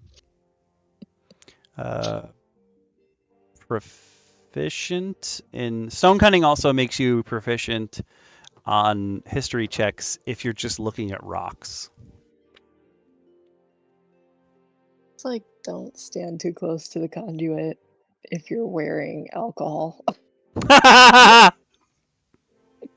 Yeah. Or if you don't want your alcohol to get, you know, Boiled. accidentally spilled on you in the dark. Yeah. Oh, I didn't read this until just now, but stonecutting actually gives you expertise in history. So expertise is you Wow. double your proficiency bonus. A lot of That's crazy people, since I said like +5. yeah, plus 10, baby, when we're level 15. A lot of people don't. It's so there's a sort of divide in the player base where people don't want to say that you have expertise if something says double your proficiency modifier, but that's essentially what expertise is. So like if you have two abilities that say, oh, you gain proficiency, I think normal rational DMs are like, you have expertise. But a lot of people are like, that's not how it's written. You just have two proficiencies, so it doesn't do anything extra for you, which is both mean and I think just a stupid thing to, Yeah. a stupid conclusion to draw.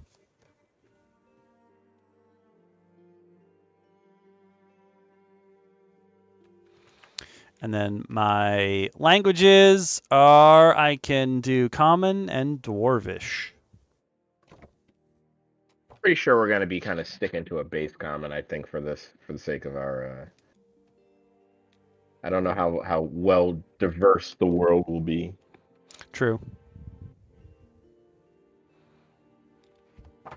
All right. I I will. might have to bust out some Elvish, but you never know. Or some Drow, really.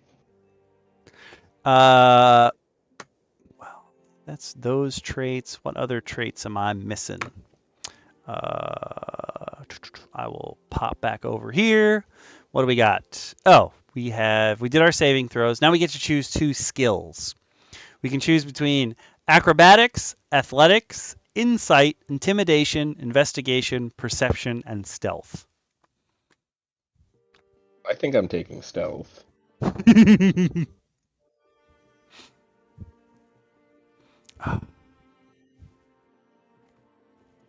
And I think, quite frankly, I kind of would like to take acrobatics. Yeah, that makes sense for Oh, me. your dex. Yeah.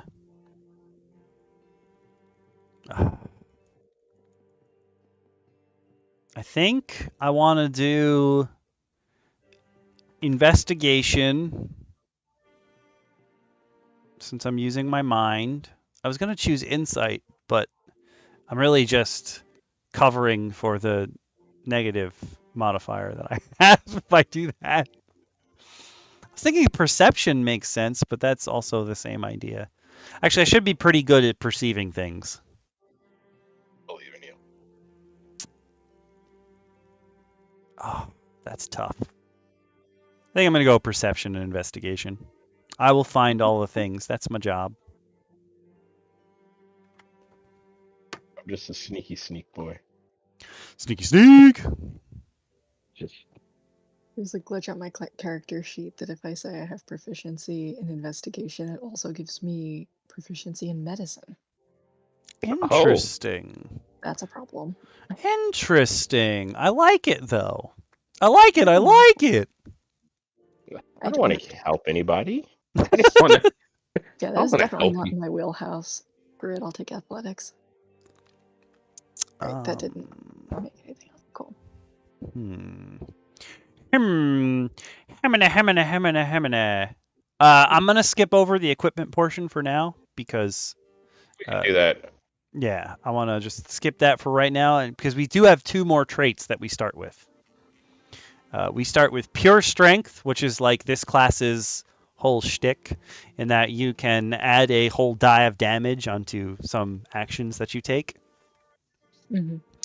Um, you can grapple or shove during a bonus action instead of a regular action, which is great. You can roll a d6 when you make an unarmed strike to start instead of the d4.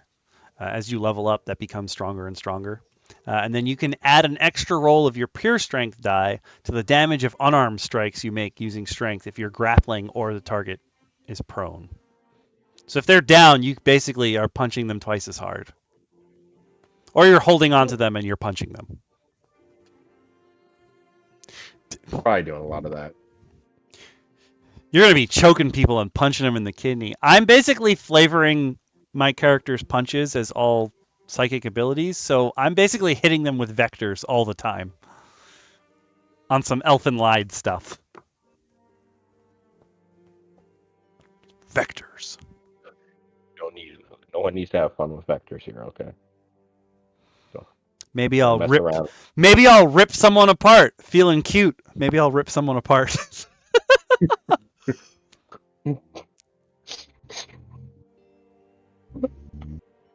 Oh.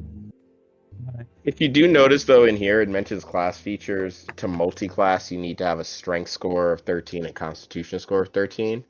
So, something we didn't talk about when it came to your ability scores is that classes have a requirement. In this case, the empowered being a 13 in strength and constitution multi-class. But in a lot of cases, when you're making your character, if you're point buying and you haven't picked your class yet, you will kind of have to pick the class that your stats work with. If you can't have low strength and be a fighter, I think even D&D Beyond will give you an issue with it. As a player, if you'd like to and just claim you're a more dexterous fighter, that's totally fine by me. But each class does have a requirement. So the weird Of at thing least is, rules as written, you can roll a character with garbage stats for that class, but you can't multi-class if your stat is garbage. Yeah. Which is It's weird. extremely strange. A high strength, non-charismatic, fighter can't multi-class into warlock if their charisma isn't at least a 13, for example. Our other starting trait is unarmored defense, which I believe both the monk and the barbarian get. Mm-hmm. So if you're not wearing armor and you're not wielding a shield, your AC, so that's your armor class, which we will get into in a second, is 10 plus your dex modifier plus your con modifier. Ooh. So you're doing pretty well on that. I'm a 15 AC with no shirt on. If I have no Fight. shirt on, I'm at 14. That's not that bad, actually. Yeah. I guess my character now exclusively fights in the buff. I mean, you're fighting in the shadows most of the time. No one's gonna know. This is also true. I think now that adds a level of backstory, Lacara. That's gonna be hilarious now. That's why you kill people, is because once they've seen you naked, you're like, no, now you have to die. It's like, no. You can't tell people what you saw.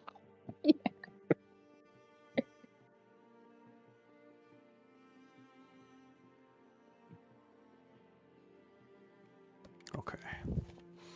And those are basically, that's all of our basic traits. If you guys want me to, I will totally bring up anything for your characters on the screen so other people can see it.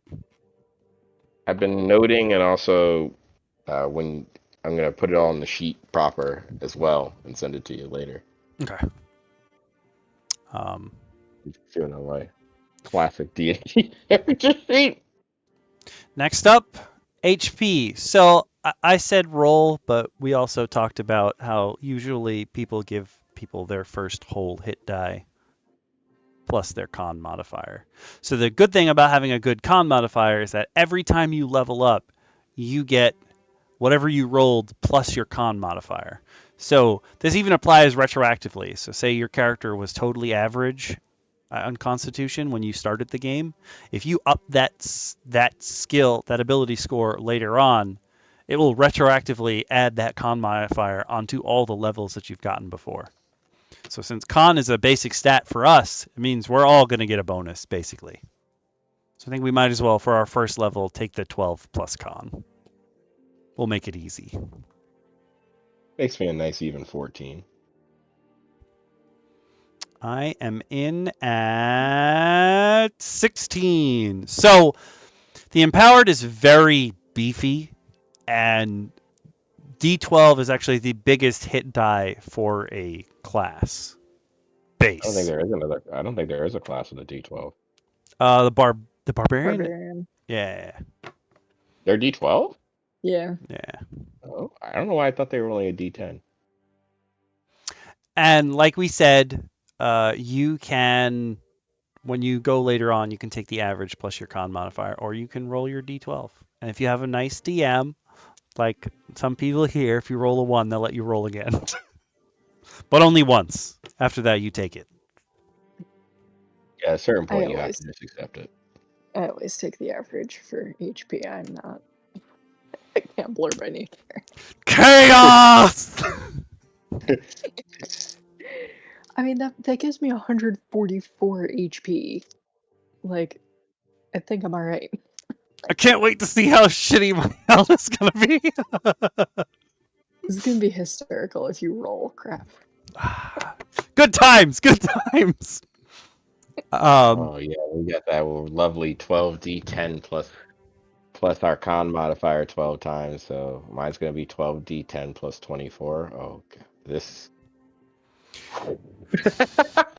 Next up, we're gonna be determining our initiative.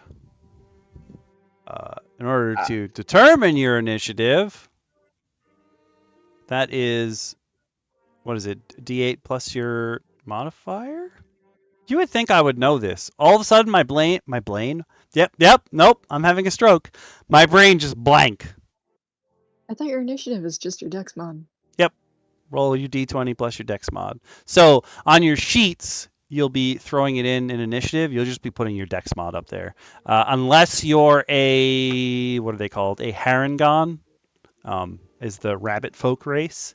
They have a built-in ability where they have, what is it? They add their proficiency bonus to their initiative in addition to their dex mod.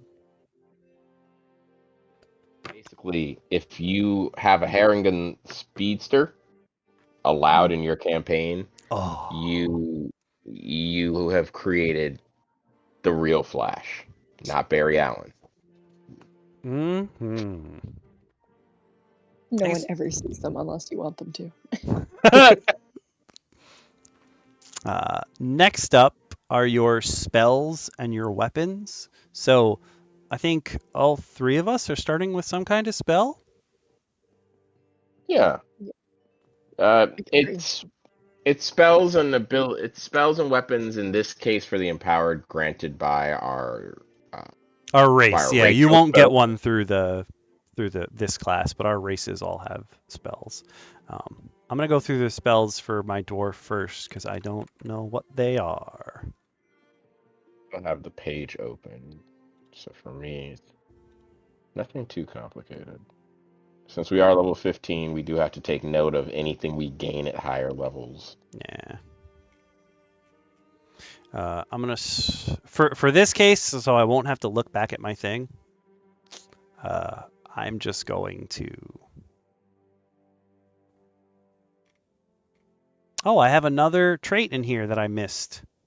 As a warding dwarf, I've got Warder's Intuition. I can roll a d4 and add it to any ability check that is investigation, or if I'm using thieves' tools. Oh, sweet! So my investigation's high. Please. I'll take that.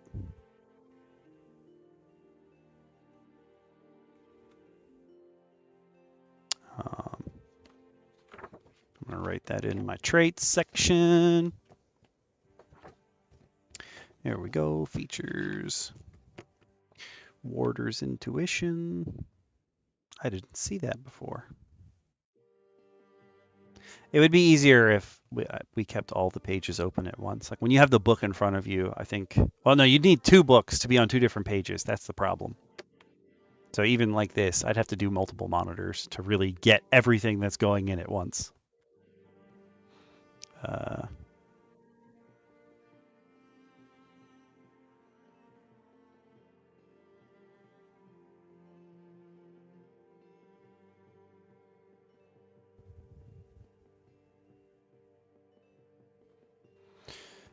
And then I have wards and seals.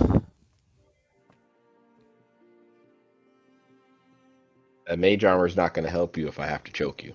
I want you to know that. It's fair. I wanted this just specifically for arcane lock and alarm, and then I was like, mage armor would be cool, but later on I'm gonna do way cooler stuff. So I was like, I don't really need the mage armor that much. Just remember, you feel a hand in the middle of the night trying to choke you. Probably my guy here. Prepared. I've got alarm. Prepared. I've got mage armor. Mage armor is you touch a creature and their base AC, but they have to not be wearing armor. Their base AC becomes 13 plus dex. And alarm is perfect for a psychic character, but you basically choose some point of ingress or egress, and then if something touches or enters that area, you get a ping in your brain that's like, oh no! It says it has to sound like a handbell. So like ringle, ringle, ringle, but you can do whatever you want.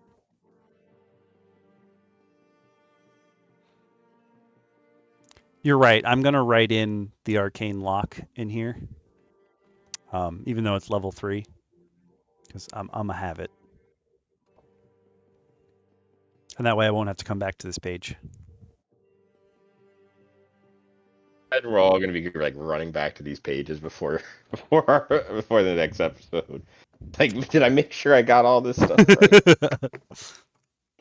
But I think it would be cool. We will, once everything's all put together, nice and neat.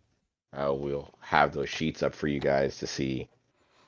Maybe after the episode, so the Okami doesn't know how sneak I will be in the darkness, and Lacara doesn't start chucking fireballs in my corners so I get seen. I need some level of anonymity here. Wait, are we still doing the battle royale? I don't know what we're doing at this point. That part I haven't figured out yet. At some point, maybe it'll be a bonus. Maybe we'll figure it all out later. At some point, we're going to figure it out. Yeah, we should record that. That should be one of your Patreon things, Okami. That's what Shin said as well. Yeah.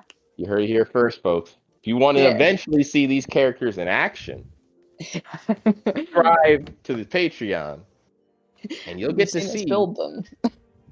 You see us build it. You'll see us battle like heroes do, or in our case, anti-heroes probably for some of these characters. Yeah. Basically, you'll see what they can do at full force. All right. Next up, weapons technically is part of your equipment. They're like together. So we get choices between a quarterstaff or a spear. I can't imagine a hero with a spear. I'm gonna take the spear because I can technically lift things with my mind. And I would rather poke people than thock them with the quarterstaff. Are you going to attempt to throw the spear with your brain? Yes, yes I am. You heard it here first, folks. I'm taking a spear. Name, spear. What about you, Lacara? What would you take if in this selection of items? Would you or would you go just skip this quarterstaff and spear and just go straight for the 2 daggers? Well, you get both, don't you? Yeah, you get one of each of those. Yeah. I have 3 daggers because being an urchin also gives you one. So definitely leaning into the stabby stab when I'm not just setting things on fire. Probably the quarterstaff. Makes Less sense. because she's like trained in it, and more just because she's gonna pick up something and just beat someone over the head with it. Yeah. It's actually an interesting question. I know that the term improvised weapon gets thrown around a lot in when players want to pick up something in the environment. Mhm. I tried something with a group recently that was essentially if they picked it up and it was kind of large enough, so say like a frying pan or in this case like a table leg, I was like, it's a makeshift club. Yeah. Hmm. It's just a club. And they just did club damage for one. It just did a one-time club damage. Yeah. I feel like improvised weapons should be used for. What do you think improvised weapons? I guess should be a better question. Should be used for. Would you prefer it for I small just odd objects or? I just hate that rules as written, all improvised weapons are 1d4. Yeah, me too. Like, no, it's dumb. Really? You pick up a Hmm. metal pipe and hit somebody with it. That's not going to be the equivalent of 1d4 damage. Yeah. No, that's a club. That's big boy numbers now. Yeah. I'm trying to figure out if does hand axe count as martial or simple? I think it's a simple. Hand axe is simple. Battle axe is martial. Oh, thank you. Here's the list. That's what I want. It was 2 words. That's why. Ugh. Whatever. So I'm looking at what else I can take. What else I have proficiency in? Oh well, they're probably. Oh no, maybe not. I don't know. Where's my thing? Light hammer's there, but why would I take that when I could just have a hand axe? Yep. So for our next item, we get 2 daggers or any simple weapon. I'm just gonna take the daggers. I think that's a better option for me. Yeah. I think we all wanted. Actually, I mean, I also think it's silly that a dagger does 1d4 piercing. I mean, I can throw those too. That's what I was thinking about. The hand axes would be a hand axe would be very scary if I was throwing it around. That doesn't seem very hero-like. That could be part of the fun though. I think I think as a simple weapon, I think I would probably take some darts. Oh. Oh. Darts are a short bow. Hmm. And I do have access to a hand crossbow as well. Oh, yeah, I think I'll take some darts. All right. And then our next option is a Dungeoneer's pack or an Explorer's pack. So a bunch of the packs have different stuff. I think a lot of people just by default take the Dungeoneer's pack. I It's just torches, rations, very basic items. Uh, things essentially to start you off, the things you would normally buy if you're going on your very first adventure. So, food, torches, rope, little tiny things like that. I mean, do we need that? I don't think we'll need it. The other alternative is an Explorer's pack. The only difference between, well, you get a crowbar in the Dungeoneer's pack. So technically you have a weapon. But the Explorer's pack actually has a bedroll in it, where the Dungeoneer's pack does not.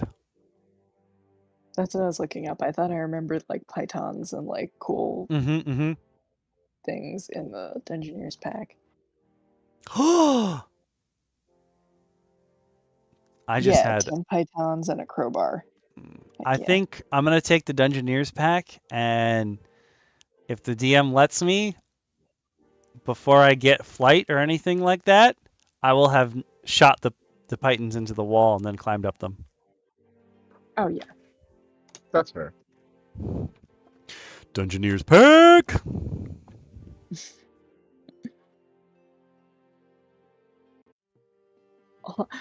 It also includes a tinderbox. Oh no! Oh no! Wait a minute, not the tinderbox.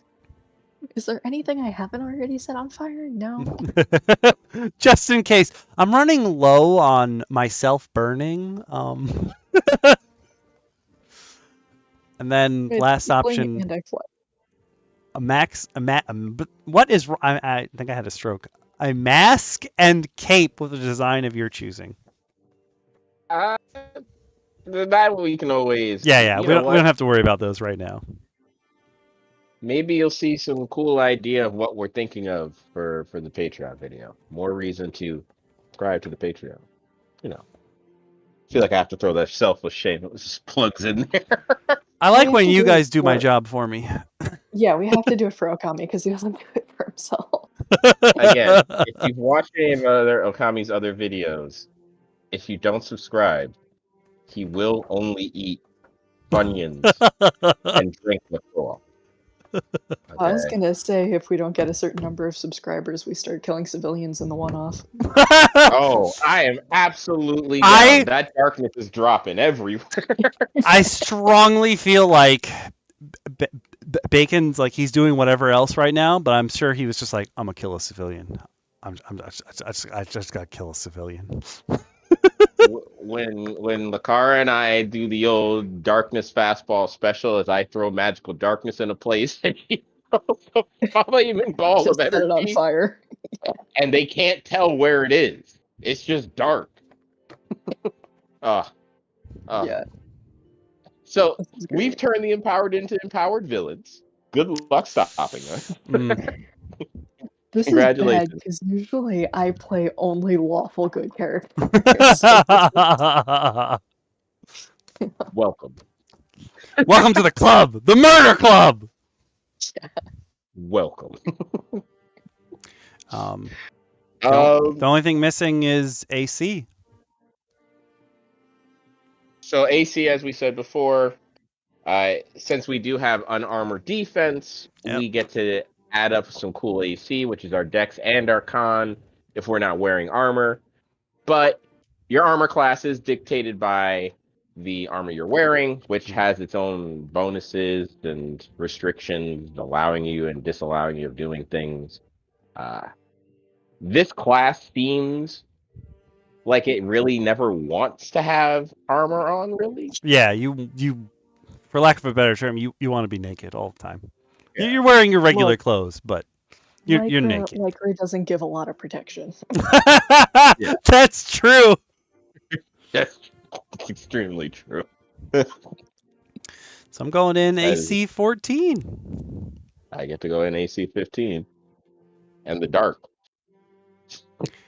Yeah. I feel like the dark gives me like +6 inadvertently, just by not being visible to the naked Yeah. eye. This would be where when we were doing the weapons and spells, if any of us have spells that deal damage, I don't think any of us got damage dealing spells. Well, you still need to know your spell save DC anyway, so we should tell them that. I've got Hellish Rebuke. Oh, that's true, you do. Oh yeah. You get to beat people back with flames. So your In case I spell ever save run out. DC. In most cases, if it's racial, it's given to you as like a certain. You'll also have like a certain modifier attached to it. I think for the racial ones, it's just whatever your standard modifier is for that spell class. I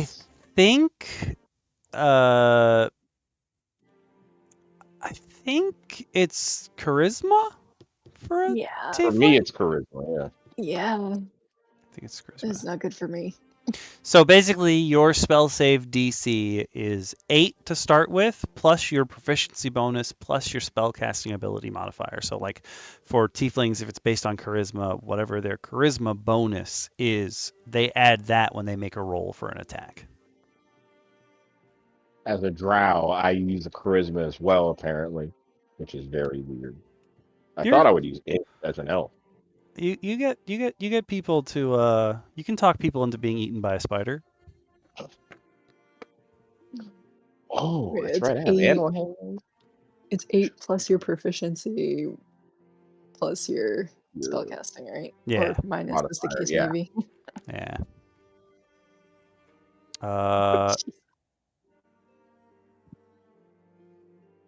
Because charisma's my dump stat, so that's that's not gonna go well for me. Right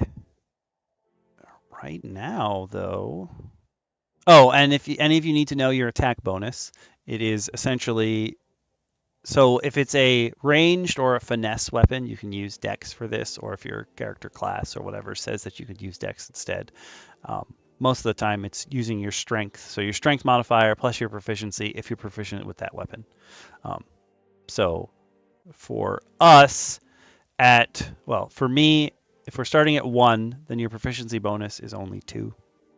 So it'd be 2 plus your strength or your dex. So if we're starting at level 1, I got a +4 is my attack bonus Oh, if I'm using strength. That's not too bad.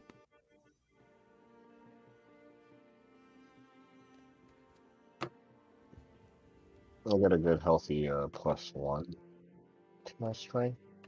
Oh, well, it's strength or dex, depending. You said, right? Yeah, I can get a good nice +3. Take that. that ain't bad. That's gonna That's jump good. up as we do our level ups as well. But Yeah. it looks like we finished just in time making our level 1 characters. Mhm. Yeah. We just hit the 2-hour mark. So I guess next session, DM Bacon plays catch up and we get stronger, Yeah. which is good. Don't forget, guys, watching, or if you're watching this later and on the interwebs, that your class and all your setup and all of this fun, crazy stuff, it takes time. So take your time with it and Mm-hmm. make sure that whatever you're making, you like. Because as Okami said earlier, you don't want to hate your character. You want to have fun. Yeah. And we, as your DMs, want you to have fun. So if something doesn't work well, or I've had people who had bad rolls on their stats and they're like, oh, and they get really upset with it. And I'm like, okay, re-roll it. I'll do that every once in a while, but not too late into the game. Like if you're level 8, I'm not going to do that for you. If you're finally like, man, I wish I didn't have that bad con stat. No, it's too late. At level 1, I'll let you do it. Maybe level 2. But, work with your DM at the end of the day. Don't be afraid to ask questions as you're making your character, because it Mm-hmm. is, Mm-hmm. at the end of the day, your character. Yeah. And don't be afraid to make trades. Like if there's an ability like stone cunning or whatever that you just like really do not care about, like talk with your DM if you're like, I will give this up if you let me do this other thing. Oh, yeah. Oh, hi, Gift of Gabby. I hope you're doing well Absolutely. too. I think that's a very good point. Definitely, work through DM. Don't hate something and not be willing to see if you could take something else. And anything you put on your character sheet, my golden rule to all my players is make it a part of your character.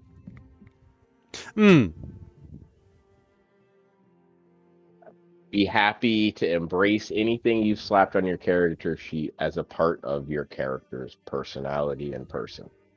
So if, you roll a really bad, int stat, maybe you play your character as a little dim at times and Yeah. very likely to kick down the door without thinking. Or Don't, like we said before, if you roll a bad stat, if you have a low stat, don't think that the game is over. Like the game is intended to be played with a party. You're not supposed to have one player, one character who can do literally everything. That's not how the game is designed. That's not fun. Also that. It's fun when my husband took charisma as his dump stat, but he was always the first one to go talk to people. And it never went well. I We like had that. so much fun with it. Like that's the fun part. And I think also, especially if you're new, that little box in the top right that we totally ignored, but that most people ignore, that has your traits, your ideals, your bonds, and your flaws, that is your cheat sheet for role playing your character. Like anytime that you're just sitting there and not talking, not interacting in a thing, just look over at that and be like, what would my character do? If it's stupid, jump in with both feet. Yeah. That's where you have fun with this. Oh yeah. And That's true. those Most people things, don't want to take con as their dump stat, as I stare at the other chat. but to that same effect, as a campaign goes on, those ideals and traits and flaws, they can kind of change as you feel if you feel that your characters overcome or gain new ones. Mm-hmm. You know, feel free to Mhm. play around with things, but at the end of the day, D&D is not us DMs versus you. It's us DMs narrating a story for you to be whatever you want to be in. And a bunch Yeah. of people gave us some rules and things to throw at you just to watch you squirm a little bit because we sort of kind of enjoy watching you fight. Like the conversation we had at the beginning, like I think that at some point when you're comfortable enough, you start realizing that it's not players versus DM. Like both sides of the table are working together. You're collaborating to make the game work. Yeah. Absolutely. You're writing the story together. Is literally the only group activity I will do willingly. It's the world's most disguised social experiment. But at the same Ooh. time, it can be as much fun as you're willing to put into it. So my golden rule is, Phil, if you're gonna make a character, make your favorite character. Make a character that you're proud to play, or never thought you could be, or maybe make the literal fantasy version of you. There's no such thing as a bad character unless the character just doesn't make sense in the situation that it's in. You know, Yeah. don't make me a golden age explorer, and I told you that we're fighting dinosaurs because they're going to use words, and I'm going to be giving you grunts. Oh, didn't we? The Death's Edge tree is something that VF made us fight, isn't it? Wasn't that the tree that we fought? I believe so. I was like, that I believe sounds so. really familiar. Wow, he stepped into 2E from AD&D? Okay. A lot has happened. Oh A lot has happened. man. I feel you're right. I didn't even realize we skipped all over this because as we were talking when we went through it in the original sheet, we were like, you don't need to use any of these. If they will help you if you're like lost or you're new to the game, but you don't need to use any of the suggested characteristics. You can put in what you want. Yeah, But these are just to help you if you're stuck. you're I right think though. that's the best way. Totally 100% skipped that whole section here. They'll learn how crazy our characters are. Yeah. But with that, we are going to miss next Monday's session. I won't be available, so I can't run it. However, in 2 weeks' time on Monday, we should have us three plus DM Bacon should be back, and hopefully we didn't spoil. No, we haven't yet. We did not spoil you yet on what his subclass is. So he will be playing catch up, and then we will jump up to level 15 with our characters. And hopefully, we'll have a cool way for you to see it. We'll do something cool. Yeah. I think we did pretty good. I'm sorry you came in at the end, Gift of Gabby, but we'll be back in 2 weeks to do more of this. Eventually, our plan is to play a game with these characters, but that's turning out to be a little more difficult than we originally anticipated, and that is fine. We got some kinks to work out. Thank you for the follow. That's why you become patrons. So you can see this video when it comes out.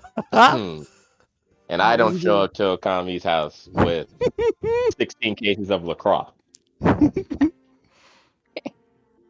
Oh, I'm so happy that you did that, because that just tells me that my alerts are actually working, because Streamlab alerts hate me, but I know that they're working now. I think I also put a coffee alert in there as well. Weird thing is the coffee alert always has your like username visible, so I have to slide it out of the frame.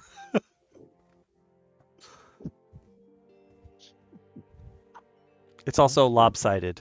That's really annoying for someone like OCD wise like me. The fact that the coffee alert is not in the center of its own box, so I have to offset it. Why? But yes, we will be back. And thank you to everyone else who's been chilling in the chat, because there's so many people in there right now. I have to scroll down. So even if you're lurking, thanks for hanging out with us. It was fun. And thank you for having us again. Yeah. We will be back with episode 6. Beefing. I don't know if beefing up your characters is going to fit. I think I might hit the character limit. Got to think of a cooler title. The Hero's Journey. There you go. There you go. We'll be back. We'll see you in 2 weeks, folks. And if you want, you can always message us. Otherwise, I don't think DM Lacara has reachable social media. But me and DM Shin, our links are always available on the video, at least the YouTube videos. I got to make a link to you on Twitch as well. I got to figure out how to do that first.